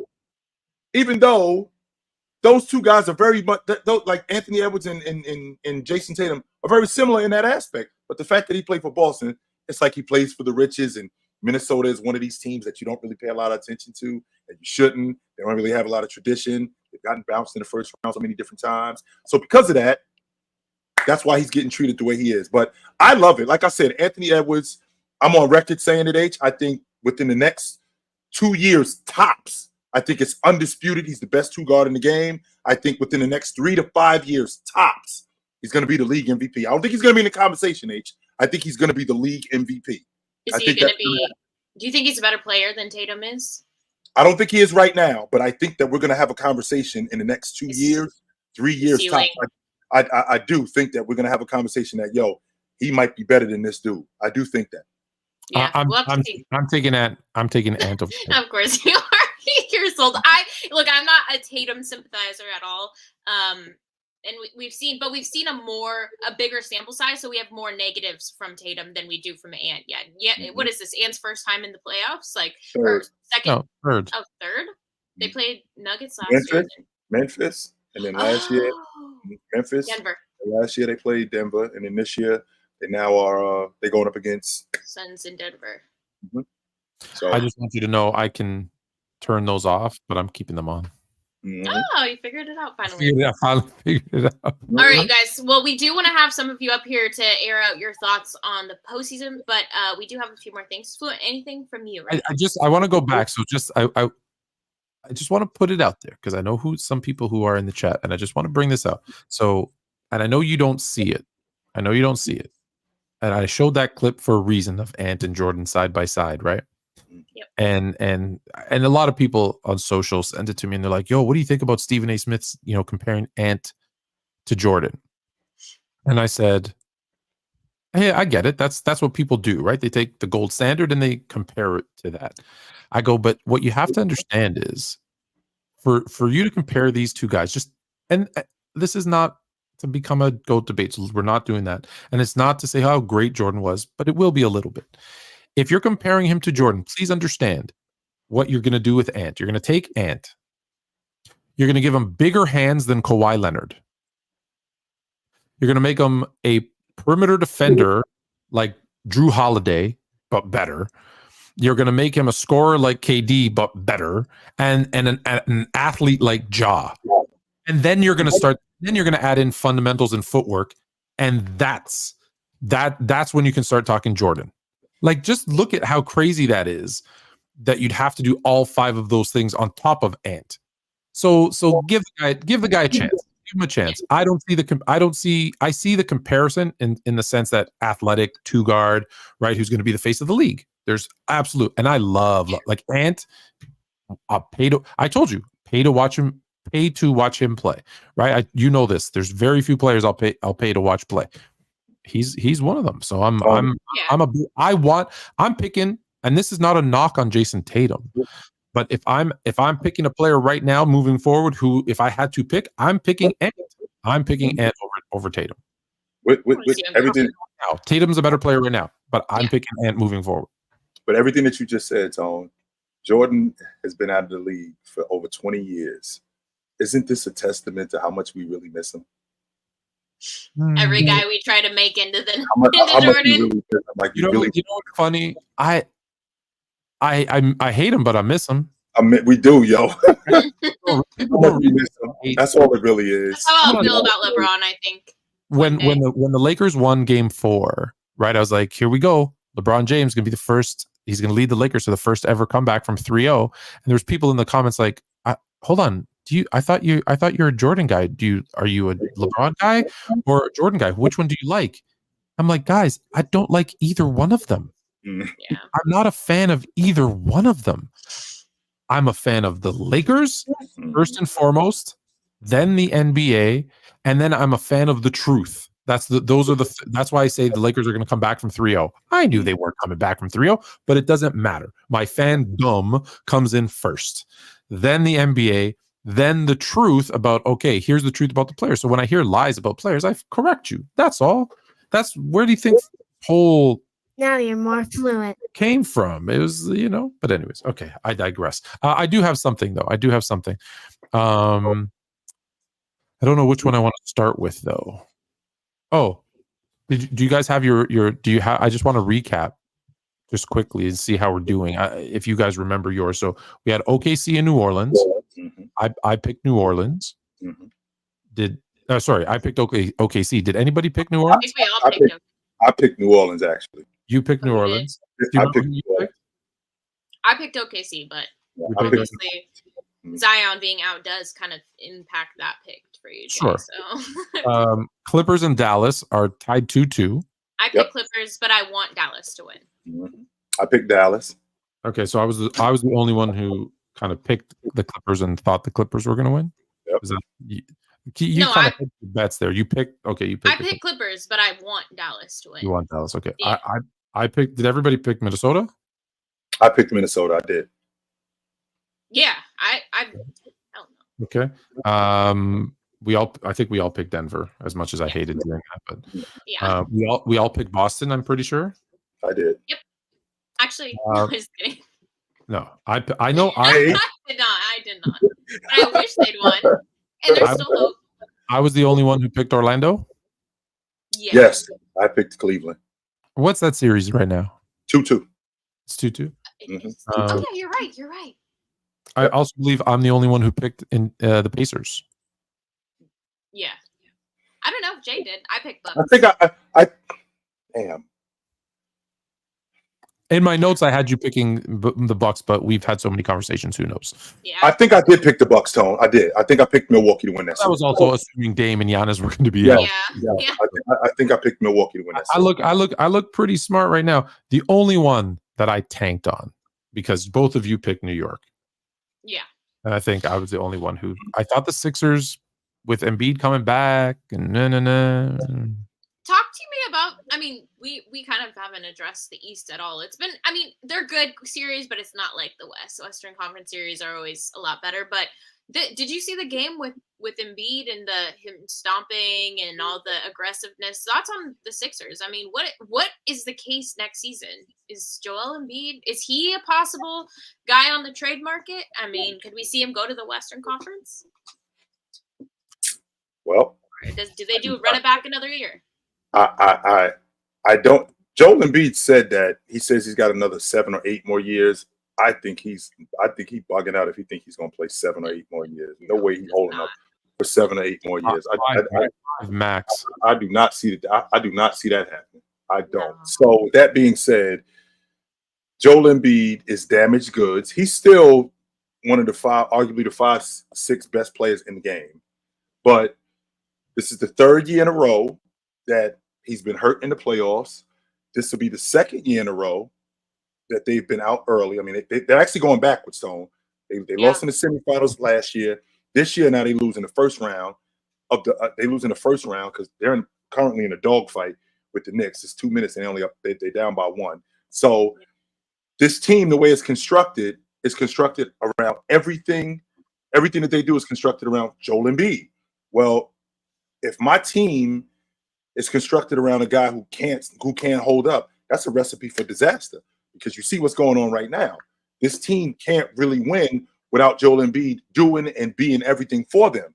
Now, I think the Knicks have done a great job in making them play the way that they play. I mean, we got 2 minutes left in this game, Tony, and Philly doesn't have 90 points. They don't have 90 points. They got 86 points, and we got 2 minutes left in this game. So I don't know if they move off of Joel Embiid, but I think it's a conversation that we have to entertain, H. It is. It is definitely, if we're trying to win, it's a conversation that we have to entertain off the strength that what we've seen over the last 3 years, and we're going backwards. Same logic with Kawhi in Los Angeles with the Clippers. It's the 3rd year in a row that we don't have him in the playoffs. Or go get a second option because it can't be Maxey. You love Maxey. Obviously, you won an award, but can Maxey be your number 2 if your number 1 is rarely healthy? Or is there ever a shot where you disregard a regular season award like MVP and you play Embiid 50 games compared to 80 something? I mean, is that a hack? I just don't know how you keep him healthy. I don't think you do, to be honest with you, H. So no, you're probably. I listen. I've said this a million times. The process failed. You think it's failed ridiculously, Tone? You think it just failed? Like I got an F on this test. Like I didn't get a D-. I got an F. F. It was incomplete for a couple of years, and then it just dropped to an F. So every mistake they could have made, just think about it. Every mistake they could have made, they made. Right? Like, I get it. At the time, it seemed, right, they could have had Tatum. They could have had, right, instead they go with Marquez Fultz. I'm pretty sure, could they have also drafted Jaylen Brown? I feel like they missed on that one too, right? So they got Embiid out of the process, but I said this a million times, losing on purpose creates a culture. And so the only way to fix that now is to literally start over again. So the Sixers are they're in a bad situation. And this is not a knock on Embiid. I like Embiid. I think he's right, the top 3 center in the league, top 5 player in the league. Reigning MVP. He's a phenomenal player. It's just sometimes you just need to move and just change. And that's where I think the Sixers are. This is where I think Embiid will be better somewhere else. Do you think that? Well, I'm not going to ask you that. I will ask you this though, Tone. Would it have been better to move off of this process earlier? Because I can fail, Tone, but I can also fail even more as time goes on, and it's even more ridiculous. Yeah, the one time where I'll say don't fail fast is when you take 5 years, into the process. You have to give it that time to develop. Right? They had to give Embiid time, because don't forget, Embiid didn't even play after they first drafted him. So they need and big men take longer to develop. So they gave him time to develop. They put different pieces around him. They made mistakes like choosing Tobias Harris over Jimmy Butler, right? After that season, right? Like that was a mistake. Yeah. So they didn't do him. They tried to do him favors. They just didn't end up working out. So I think they gave it a fair shot. I think, he got his MVP. This team has maxed out, right? Like you've said, they've been going backwards now every year. So they've maxed out. So now what are you going to do? Are you going to hang on to him too long like Portland did Dame and go a bunch of years where you're like hoping and wishing and praying before he says, you know what, I want out? Because I guarantee you, if the Sixers don't make the playoffs next season, right, Embiid's out, like he's going to be like, I'm done. Like I wouldn't be surprised if Giannis is like getting frustrated that he re-signed in Milwaukee, because ever since that chip, they've been going backwards too. Well, I think that's a different situation. I'm not saying it's right. I'm just saying there's certain players that play to win, and they get frustrated maybe too soon, and they want out. So what I'm saying, to answer your question long way, but here's the short version. I think they gave it a fair shot. They shouldn't have done it earlier because they put so many years into building it. But now it's time to move on. So who did they play next, Jay? Is it Boston? They played it. New York? They played Indiana. Milwaukee. Oh, Indiana, Milwaukee. Yeah, it's New York, and the Pacers. It's gonna be New York and the Pacers. New York and Indiana. Okay. Who And you New got York- in that series? To go to the East Finals, by the way. How I about got that? New York and Boston, right? I mean, I guess, and then Boston just smokes New York. Is that what we're gonna see? Orlando and the Pacers. In the East Finals, Tom? Pacers to the NBA championship. Orlando Pacers. No, I picked Boston all year to be in the finals. They're going to be in the finals. No, Well, Boston's going to be in the finals, barring anything crazy. Boston's in the finals. This game should already be over. It's 29 seconds left, and the Knicks are up 2 possessions, which isn't a lot, but we got enough points to win. I'm ahead of you. It's 96-94. Knicks with 16 seconds left. And the Knicks 96-94. Okay. I'm ahead of Oh, you. looks like Maxey. Was it Maxey? That was a bad foul. Maxey made a free throw. Yeah. All right, I'm gonna send the link if you guys want to come share your thoughts on any of the series. Feel free to come on up. I think we have a couple super chats too. We should deal with those, no? While we wait. Yeah. From Nick Tri-State, thank you so much for the $4.99. Appreciate you. I'll snap the triangle offense intact. Yeah, that's us. For the triangle? I guess so. Okay, who's Jordan? Who's Pippen? Who's Horace Grant? I think I'm Horace Grant. You're Horace. Sure. No, I don't think you are. You're the dirty word guy. I think I'm actually Horace. I'm actually Horace Grant. Tone is more like Jerry Krause. Tone is like he's the architect behind. He's not one of the three. It's Jordan, Pippen, Horace Grant. I got to be Jordan then. Yeah. Okay, there we go. That's not ridiculous. I'm the water boy. Okay. That makes me sound Pippen. Pass me the ball. Don't get ahead of me. Melo Williams, Denver in 6. Cat is the weakest link on defense for the Wolves. Hunt him all series. It is going to be. I think Cat. I don't know. We may see some of his true colors, but I think he's advanced. Okay, you're gonna hunt. Hold on. You're gonna hunt Cat with Aaron Gordon. So that's gonna be you're putting all your eggs in Aaron Gordon. Like, come on. And he handles it. And he handled himself. But he handled himself against KD. So I handled myself. What'd you say? What'd you say? Overtime. Yeah, Tone is giving it away. So my bad. Oh, I got the script. Sixers are still hanging on. Hey. They actually did enough to win, but unfortunately, that's crazy. Okay, so that's. I guess we'll see if the Sixers take on. So you think Cleveland loses against Orlando in this series? Fluent, you're out. No, I'm just sticking to my pick. I picked Orlando, so I'm going to stick with Orlando. I was a little nervous there at the beginning, but it's 2-2. My only 2 series I got Philadelphia wrong. Well, maybe we'll see. So far, it's looking bad because they're down 3-1. But I got every other series right. The Clippers, Dallas, Cleveland, Orlando. Those are the ones that are 2-2. So we still too early to tell on those ones. Right, there is a little life left. So this is something I saw Nick Wright post, and it was kind of intriguing to me. Yeah, in his Laker bias, but it was kind of an interesting thought, and I want to know where you guys are on Jamal Murray. But this is what he said: Jamal Murray is one of the most unique players in NBA history. 0 All-Star appearances, 0 All-NBA teams, no regular season accolades whatsoever. Yet only MJ, Wilt, and AI have more 50-point playoff games. He's got one iconic playoff run under his belt, 2 other awesome ones, and now this year with a true walk-off buzzer beater and another near buzzer beater and 32 points on one leg. And I hear this debate, even all last season, we were talking about, oh, Jamal Murray really shouldn't even be a top 3 or in a conversation. We see him as a kind of a playoff performer, and he does well. And even in this year's, he wasn't great for 3/4 of the game, but then he's that clutch guy who's going to help you close. And so where do you guys stand, I guess, on Jamal Murray, and how important is he to Denver? The dynamic duo. That's what they are. And we already saw what happened when he tore up his knee, how much different Joker was without him, as opposed to when he comes back and he gets back in the lineup, they win the NBA championship. How much better Joker is with him on the floor. As good as Joker was, I mean, he's a 2-time league MVP.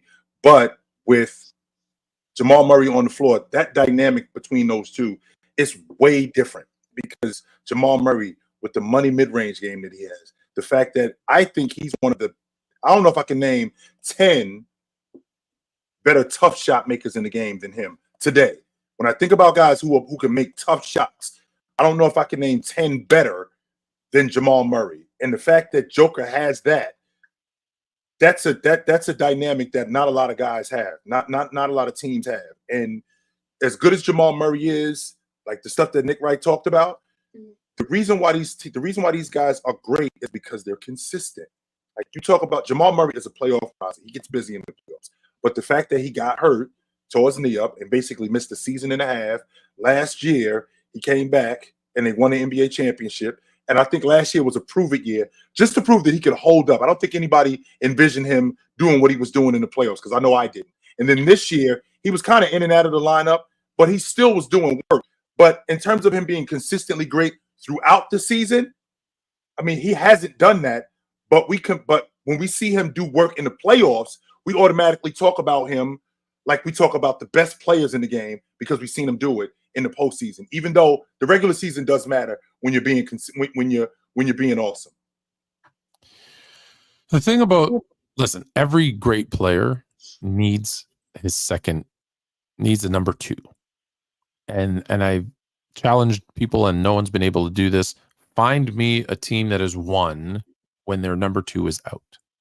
So the number 2 isn't always the best player, but very often he is the most important player, because the number 2 does, in most situations, the things that you either the number 1 can't do, or the things that you don't want the number 1 doing, so that they can focus on their strengths.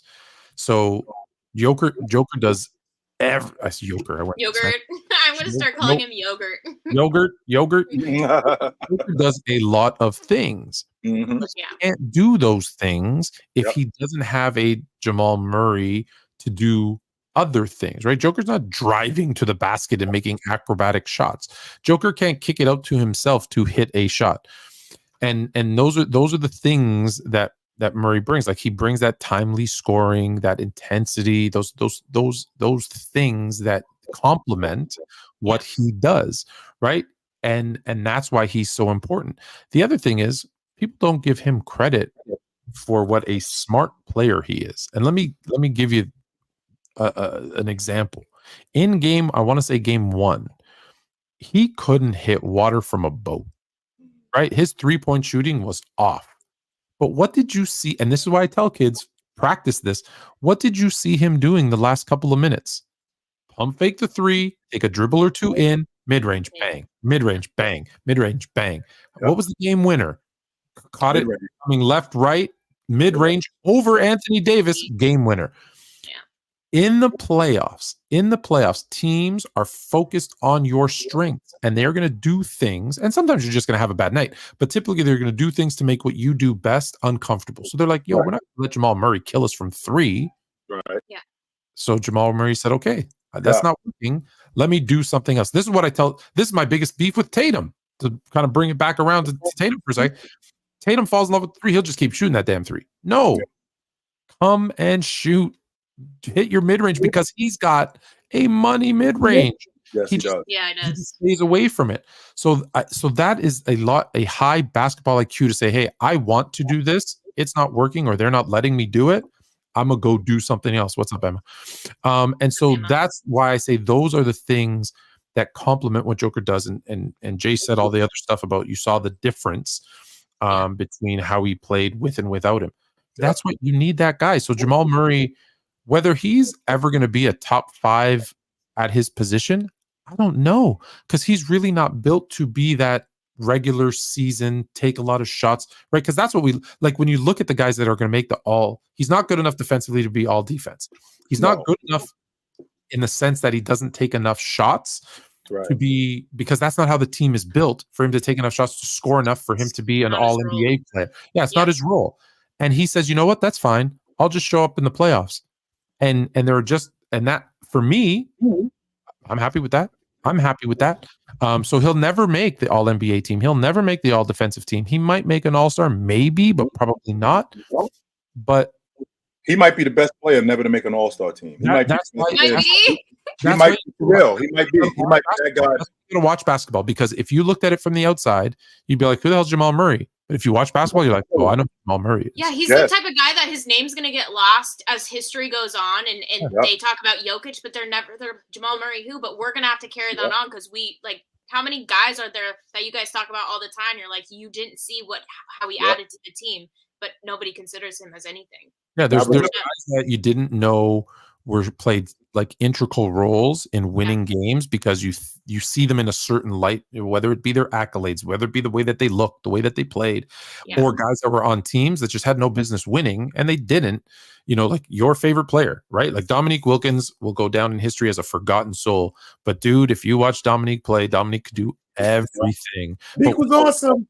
I know, like I'm picking up, but when your second best player is Doc Rivers, you're not going nowhere. You're not going. Doc Rivers said it. I'll never forget him saying it. He said the difference between Dominique Wilkins and James Worthy is James Worthy had Magic Johnson, Dominique Wilkins had me. That's the difference. He's honest. So that was the difference. So to Jamal Murray's point, to the point about Jamal Murray, and I'll leave it here, is he's playing in a tough Western Conference, and then he's playing in a tough Western Conference. When he showed up, I think he showed up in 15 or 16. So it's still a bomb squad conference with Dame, with Russell Westbrook, with CP3. And then you add in SGA now what's going on in the Western Conference. Donovan Mitchell was in the Western Conference at that point. So now he's just trying to find his way. Mike Conley was in the Western Conference. He's trying to find his way. And a lot of these guys have been, I cannot believe out Steph Curry and James Harden. I can't leave those guys out. So he was trying to find his way. And the difference is that those guys have been consistent in the regular season. It's not that they didn't do work in the playoffs, because they did work in the playoffs. But him, on the other hand, him thriving in the playoffs, we kind of discount that. Like, we kind of discount what's going on in the regular season and forget that that's where the legend begins. The legend begins with guys in the regular season, and then it turns into something even more in the playoffs. Anthony Edwards is a prime example of that. With the legend of Anthony Edwards, it starts in the regular season, and then it gets elevated in the playoffs. If he was just a 14 or 15 a game guy, and then he ended up being like 28, 29 in the playoffs, we'd be like, what the hell? Like, we wouldn't really pay much attention to him, as opposed to he's going to be an all-pro. He's going to be an all-league defender at some point. Minnesota's at the top of the Western Conference, and that's largely due to him. So when that's going on, we look at him a little bit different. Jamal Murray is in and out of the lineup. He's injury prone. He fights through a lot of his injuries, but he's injury prone. So we can't really depend on him that much. So we look at him a lot differently, even though he's awesome. Yeah. No, I agree. I think I like Jamal Murray. I think what he does is irreplaceable. So we definitely have to do an episode where we bring up Jay. We should do our top 10 forgotten players. Mm-hmm. I like that. Because here's a good one from Bama. Remember Sharif Abdul-Rahim? Yes. Vancouver Grizzlies. That dude was awesome. He's in charge of the CBA now. Or the G League. I said the CBA. The G League? The G League? That's what I'm talking. Yeah, I think he's in charge of the G League. I love it. He was fantastic. Yes, he was. 100% he was. So we got a dogfight going on. Look, the Knicks look like they're going to lose this. The Knicks look like they're going to lose. They're down 2 possessions in overtime. The Cavs are up. The Cavs are up 6 with a minute 15, minute 16 in the third. So we got a dogfight. I thought that it looks like Maxey basically took the game over. Yeah. And What a Nick thing to do. Speaking of the Knicks, Jay, go ahead. Yeah, I even I still think the series, even if the Knicks lose tonight, I still think they go down to Philly and win. Yeah. I do. I agree. I still think this is over. I do. I don't think Sixers have it in them. But I had this quote that I wanted to bring to you guys' attention, see what y'all thought. So this is from Charles Oakley. And he says, Jalen Brunson is the greatest Knick since Walt Frazier. Somebody going to say it. What about Patrick and Carmelo? Okay, they didn't do this. And look, we had the conversation earlier this year about, the whole, who was it, Becky Hammond debate, and Brunson can't be a 1A and all this. But what this New York team is doing with injured players, I mean, what kind of player do you consider Brunson? Is he going to be another guy who's going to be a forgotten player, even though we see him pour his heart and soul into this game, and he really has become just such a drastic leader for a team that a few years ago was absolute hot trash, But it's the same. Well, Let's stop rewriting history. First of all, okay, you want to call him the best Knick since Melo? The best Knick since Ewing? Okay. The best Knick since Walt Frazier? Give me a damn break. That's Let's chill out. Let's relax. The best Knick, Jeremy Lin. Okay. 2, they never said he can't be a 1A. What they said was you're not winning a championship. Before you go any further, Tone, that's a flagrant 2. If Joel Embiid isn't tossed out of his mother, I'm not gonna cuss. Wait, but that's a flagrant 2. He hit him in his face. His ass needs to get tossed. That is his ass needs to be tossed. Why it won't be? It won't be, Jay. That's a flagrant 2. Because he gets away with insane calls. He literally steps on people. 2. He clipped. He did not make a play at the ball. Hit him in his face. Whoa. Hold on. Go off, Jay. You, the Draymond Green / Warriors fan, is talking about. Oh yeah, that's a flagrant 2. That's a flagrant 2. Goodbye, Joel. Goodbye. Stop it. Goodbye. Stop it. He hit him in his face. Yeah, you can. Go ahead. Show it if you want. Definitely a flagrant 2. He did not make a play on the ball. There you go. Stop moving. Yes, he absolutely went for the ball. He alligator armed it. Watch this. Don't hit him right in the face. Oh, I don't think. Where he went for the ball? He hit him right in the face. Get out. Beat it, Joel. Get out. That wasn't that bad. Maybe a flagrant 1. I don't think that. I don't know. Because did you see his other ones, Jay? Those were flagrant 2s, and they still kept him in the game. You know what? Hold on. Since we have this Mamba Sports Academy greatest alum, it's a perfect segue for me to talk about this. For those of you that are in the greater Toronto area, come check out the Sports Fluent Academy of Hoops. Summer sessions are starting in June. You can go to sportsfluent.com/register and register for the Sports Fluent Academy of Hoops. We're going to have some incredible stars. We're even talking about Jay coming up to Toronto and helping us coach one day. That's why he took his headphones off.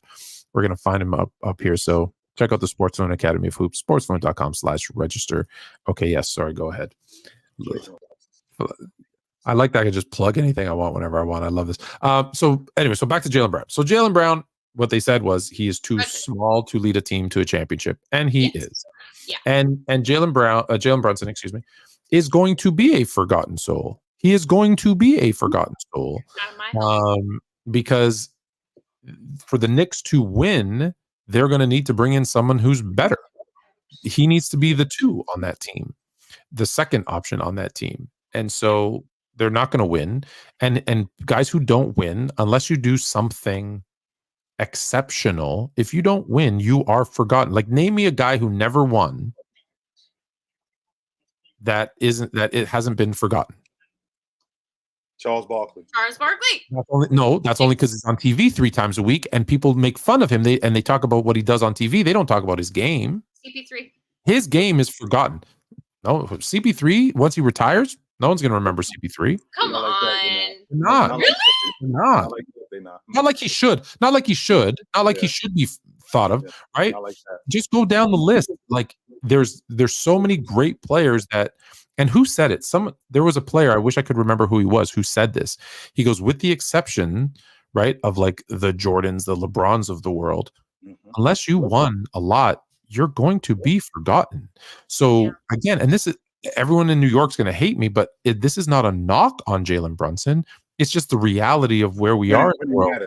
Winning matters. Winning matters, yo. in terms of you being remembered, right? Like again, Charles Barkley is a great example. If Charles Barkley wasn't on TV every week and wasn't like a funny big personality, would anyone talk about him? No. Oh, Only Spencer about his Dinwiddie? losses. Okay, Spencer, thank you, Duke. If Spencer Dinwiddie said it, right? About these guys are just all going to be forgotten because you're in the moment. You're in the moment. People are, you got Jay screaming, you don't know how good Tim Duncan was. Well, and he was a winner, and they forgot how good he was. Right? Tim Duncan, let's be honest. If we're being for real, that is no shadow of a doubt should be in everyone's top 5 all time. And he struggles sometimes to be mentioned in a top 10. That's how good Tim Duncan was. And we forget him, and he was a winner. You know what I mean? So imagine a guy like Karl Malone. Now, forget his off the court stuff for a second, right? No one talks about him. Karl Malone is not forgotten. Karl Malone is not forgotten. No Oh, way. yeah, he is. No, he is not. He is. See him on Twitter all the time. Right, exactly. Karl Malone is not forgotten. No, he is not. Definitely as a player, he is not forgotten. No way. Not by you. Not by you. I make sure of that. Well, as a player, my generation. Yeah. As a player specifically, I make sure that he is not forgotten as a player. I absolutely make sure of that. And I make sure that off the strength that he was awesome. Now that other stuff that went on off the court, just so we clear, we didn't find out about, just so you know, H, he was still in the league when that came out. That's number one. And we didn't find out about that for like 16, 17, 18 years later. It wasn't like it came out. Right. It wasn't like that came out. It happened in like 80. It ended up happening in let's see, he was a junior he was 20 years old, right? He was 20 years old. So he was in college. So this doesn't come out to like 2002. So we're talking from the 80s to 2002 that this doesn't come out, that we didn't know about this. So do you believe that Malone is remembered for how great he was on the court? Again, no. he might be the exception to the rule, but maybe we all agree on this: the vast majority are forgotten unless they win. How about that? I was gonna say though, sure. For the thing is though, because of Twitter and because of the social media and everything, we have so much more access now to all these things. So Twitter is like an interesting place. You see players that are never really talked about and debates being had because we have access to now TikTok, now Twitter. So I do think names. Yeah, but I hate to cut you off, but those guys are going to be forgotten because, like, to your point, we have Twitter, we have TikTok, we have all this stuff, and what happens? We completely ignore. We always look to the new thing. It's true. Right? We're in the present always. Yeah, you got, and the thing is, the way we look at players is different. Like, okay, Melo's not trash, but people think Melo's this great, phenomenal player. No, he wasn't. He was a black hole. He was a really good scorer. He didn't retire that long ago, right? It's only been a few years. That's not true, Tone. That's not true. Carmelo was he wasn't a black hole, Tone. He was a scorer. And we have different players in the NBA, and we have different players in NBA history. We got dirty work guys, we got distributors, we got high flyers. Carmelo Anthony was a bucket getter, and he was phenomenal at it. That's what he was. The problem is that Carmelo Anthony is a great player. And that's the problem. The problem was he showed up with James. He showed up with Dwayne Wade. He showed up with Chris Bosh, and people expected that from him instead of him just being what he was, which was a bucket getter. That's who he was. He was an awesome bucket getter, like Bernard King, like Dominique Wilkins. That's what he was. And we don't talk about Bernard King, and we don't talk about Dominique Wilkins like that. So we damn sure ain't gonna talk about Carmelo Anthony like that. No, we not. And there you go. And like I see highlights all over my damn For You page about Jason Williams. Jason, well, look at these highlights. Look at these highlights. Guys, he was a 10-5 guy. He did nothing in the league. He was flashy, cool. That's not a great player. That's my point, is people are going to be remembered for the wrong things, and the guys that should be remembered for being great aren't being remembered like they should. True. Alan Smiley Geach. 76ers coming back from a 3-1 deficit. Sixers are winning. Sixers are going to make me perfect. Your pick is still alive. Pick is still alive. We have another super chat from Mello. Thank you so much. People do forget how good Mark Eaton was. He was a force defensively. Yes, he was. She was a big shot blocker. Dude was a mechanic, and they pulled him out of the shop and said, "Hey, you're really tall. Come block some shots." Okay. He went to UCLA. So you guys know he actually did play basketball. He was pretty good too. Don't let Tone fool you guys. And they found him like in some damn wilderness somewhere. That's not what was going on. Paul Bunyan was chopping down trees with his hands, and they said, "Hey, come block some shots." Did you rebound? I think we can teach you how to. Let me see those hands. Yeah, we can probably teach you how to rebound. No, it was a little bit more. It was a little bit more complex than that. Stop telling these people that I'm trolling, man. They think I'm serious. Stop it. The Knicks tricked this game off. They had this game won. They did. That foul at the end by Mitchell Robinson killed them. That foul at the end with Mitchell Robinson killed them. They did enough to win this game. I am still alive from having a perfect first round. Mm-hmm. That makes me very, very happy. This series should be over. You can brag a little longer. Mm-hmm. Oh, they're just furious right now too. Wait, is Randall? No, he's done. He has shoulder surgery. He's done for the season. Okay. Yeah, he's done for the season. I took exception to that too when you said before Brunson they were trash, because no, Julius Randle led them to the playoffs. No, I said like 5 years ago. They were trash. Okay. Yeah. Because they were like the bottom of the East. But here's the thing. We've got Giannis and Dame both struggling with some injuries. We have Porzingis struggling with an injury. We have Jamal Murray struggling with an injury. Which, by the way, Tom. Go ahead, Jay. Go ahead, H. I'm sorry. Well, I was going to say, also, is there any update on Jimmy Butler? Could he come back, or is he done as well? He's wrapped. I think he's done too. Yes. Yeah, he's done too. Okay. He's done. And this, and not only is he done, but that's it. That's it. That series should have already been over. That's number one. Number two, Tone, this Porzingis injury is a lot worse. It's a lot worse, right? It's a lot worse than what we think it is. A lot worse. Yeah, Porzingis. Yeah, you're right, Jay. Porzingis. That's what I said to you about Boston. Is that they took a chance, and that could derail their season, because he's an important piece to what they do. Yes. Dang. Yes. What's up, Steve? Oh, I thought it was Shaq. What up, Haley? What up, Chill? What up, Fluent? What up?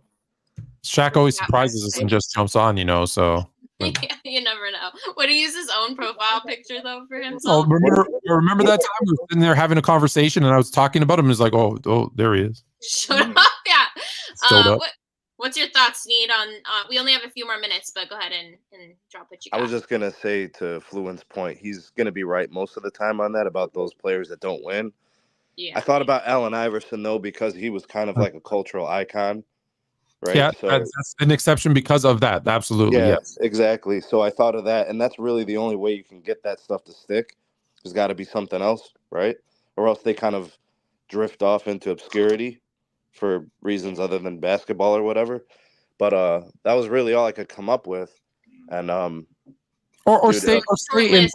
stay in the limelight, right? Like get a show, like stay relevant within the sport somehow or something. Yeah, you're hosting something, or you got George Gervin. People talk about George Gervin because his comparison with KD, but for the most part, a lot of these guys, if you didn't win, who know basketball, right? Other than people who know basketball, how many people bring up George Gervin? How many people actually went and watched Gervin? Any Gervin? Well, but if you think about it, Tone, if you think about it, that's the appeal of the great players. Like we're already on the hook with the Anthony Edwards and. Like we got to get the household, like those household names where Haley's friend, who doesn't really watch basketball, well, she'll say to you, H, who is this Anthony Edwards that's in Minnesota? This good-looking guy that's in Minnesota. That's what the NBA is doing. You know what? You reminded me of something, because I was just having this conversation myself, Mrs. Fluent, and Fluent Jr. And she said the thing that made Jordan so great is that I believe she was probably in high school at the time or whatever, early, but anyways. And she said her girlfriends would be like, hey, what are you doing tonight? Oh, the Bulls are playing. We got to go watch Jordan. And they're like, hold on, you know nothing about basketball. You've never watched basketball. Yeah, but it's Jordan. Who did play? I don't know. Jordan was I don't know. I'm talking about the 90s when they were winning. How old do you think we are? And that's why I said young Jordan. And they said, we got to go watch. We got to go watch him play. Who you playing? Don't know, but he was must see TV. Yeah, those guys. Yeah. I think that's where Ant's going. Marquavian, get the hell out of my chat, man. Don't talk to me. No, What? get the hell out of my chat. What did he do? Yeah, one more thing, Marquavian's been Fluent. school today. Yeah, go ahead, Sneed. One more thing, Fluent. I think Fluent might be right about the Sixers. I like this guy already. I think he might be right about the Sixers because they should not have won this game tonight. They should not have. No, they should not have won. And Chill, you were wrong. That was not a flagrant 2, sir. Was not a flagrant 2. I think it could have been a flagrant 1, but the other Sneed, you have to admit the other 2 the other night, those were flagrant 2s. Those were he should have been. Bro, Embiid is a dirty player on the low. I love though. it. Like though. it's crazy. Everything isn't a flagrant with this soft guy No, era. it's not. It was not. But those flagrant. were Fluent. Those, not this one, but those. Just were. so you know, the guy. Just so you know, the leader of the soft guy era, Drizzle, hit me back on TikTok. Said he's going to come on the show and he's going to tell us what the hell is a sprinkle and a drizzle. I'm so excited. Okay, but he has to give his top 10 NBA players if he wants. Yeah. We have to keep it relevant. Yeah. Okay. All right, All Sneed. right. Good to talk to you, brother. Thank you. Appreciate It's you. 10 Have a o'clock. good Is one. that time? Hey, can I show you? Can I show you guys one more thing? Mhm. I just put this together for Jay. He doesn't know it yet, but Slideshow? no. So I want to know if you like what I did with it, Jay. This is for your show. Ladies and gentlemen, if you have TikTok and you like basketball, you probably know Chilltown Hoops. Children of all ages, act like you know. I like it. I do like it. I threw in some of your guys' highlights in the background there. I do like that. Yeah, I do like that. I think I missed my calling. Mm-hmm. It's not too late, but it's never too late. Did you guys notice this, by the way? I did. You I notice like that the in the background it says now you're more fluent, and down here it says call your mother. Call your mother. Call your mother. Do that. Yeah, it's clean. I like the yellow. All right, you guys, we are going to check out for the evening. Thanks for joining us tonight. It's always good to see you guys. We will be back next Tuesday, so make sure to come through. We should be a game into the Nuggets Timberwolves series, or a game into round 2, so that's going to be good to catch up on. But anyways, we will catch you guys next week. If I'm not mistaken, H, by this time next week, we should know who the league MVP is. I think we already know, though. Yeah, by this weekend, we should know who the league MVP is. Don't say love to me, Marquavian Black, you sucker. I want you talking to me. Let me tell you about this dude real quick. Let me tell you real quickly about this dude. This dude, he gets around you guys, and it's, hey, how you doing, and all this stuff. But when he gets around his cronies, like he's got back to my head. Yo, I can't stand that dude. Keep that dude away from me. No. Smile in my face, behind my back. You get around these other dudes, get the hell out of here. Okay, bye. Stay away from me, Bye, Stay away from me, B. Jay, any last words? Any last words for the show? Put on the suit, drink water, don't drink and drive. Hey, man, call your mother. Call your mother. So then, take it light. Absolutely. Good to see you.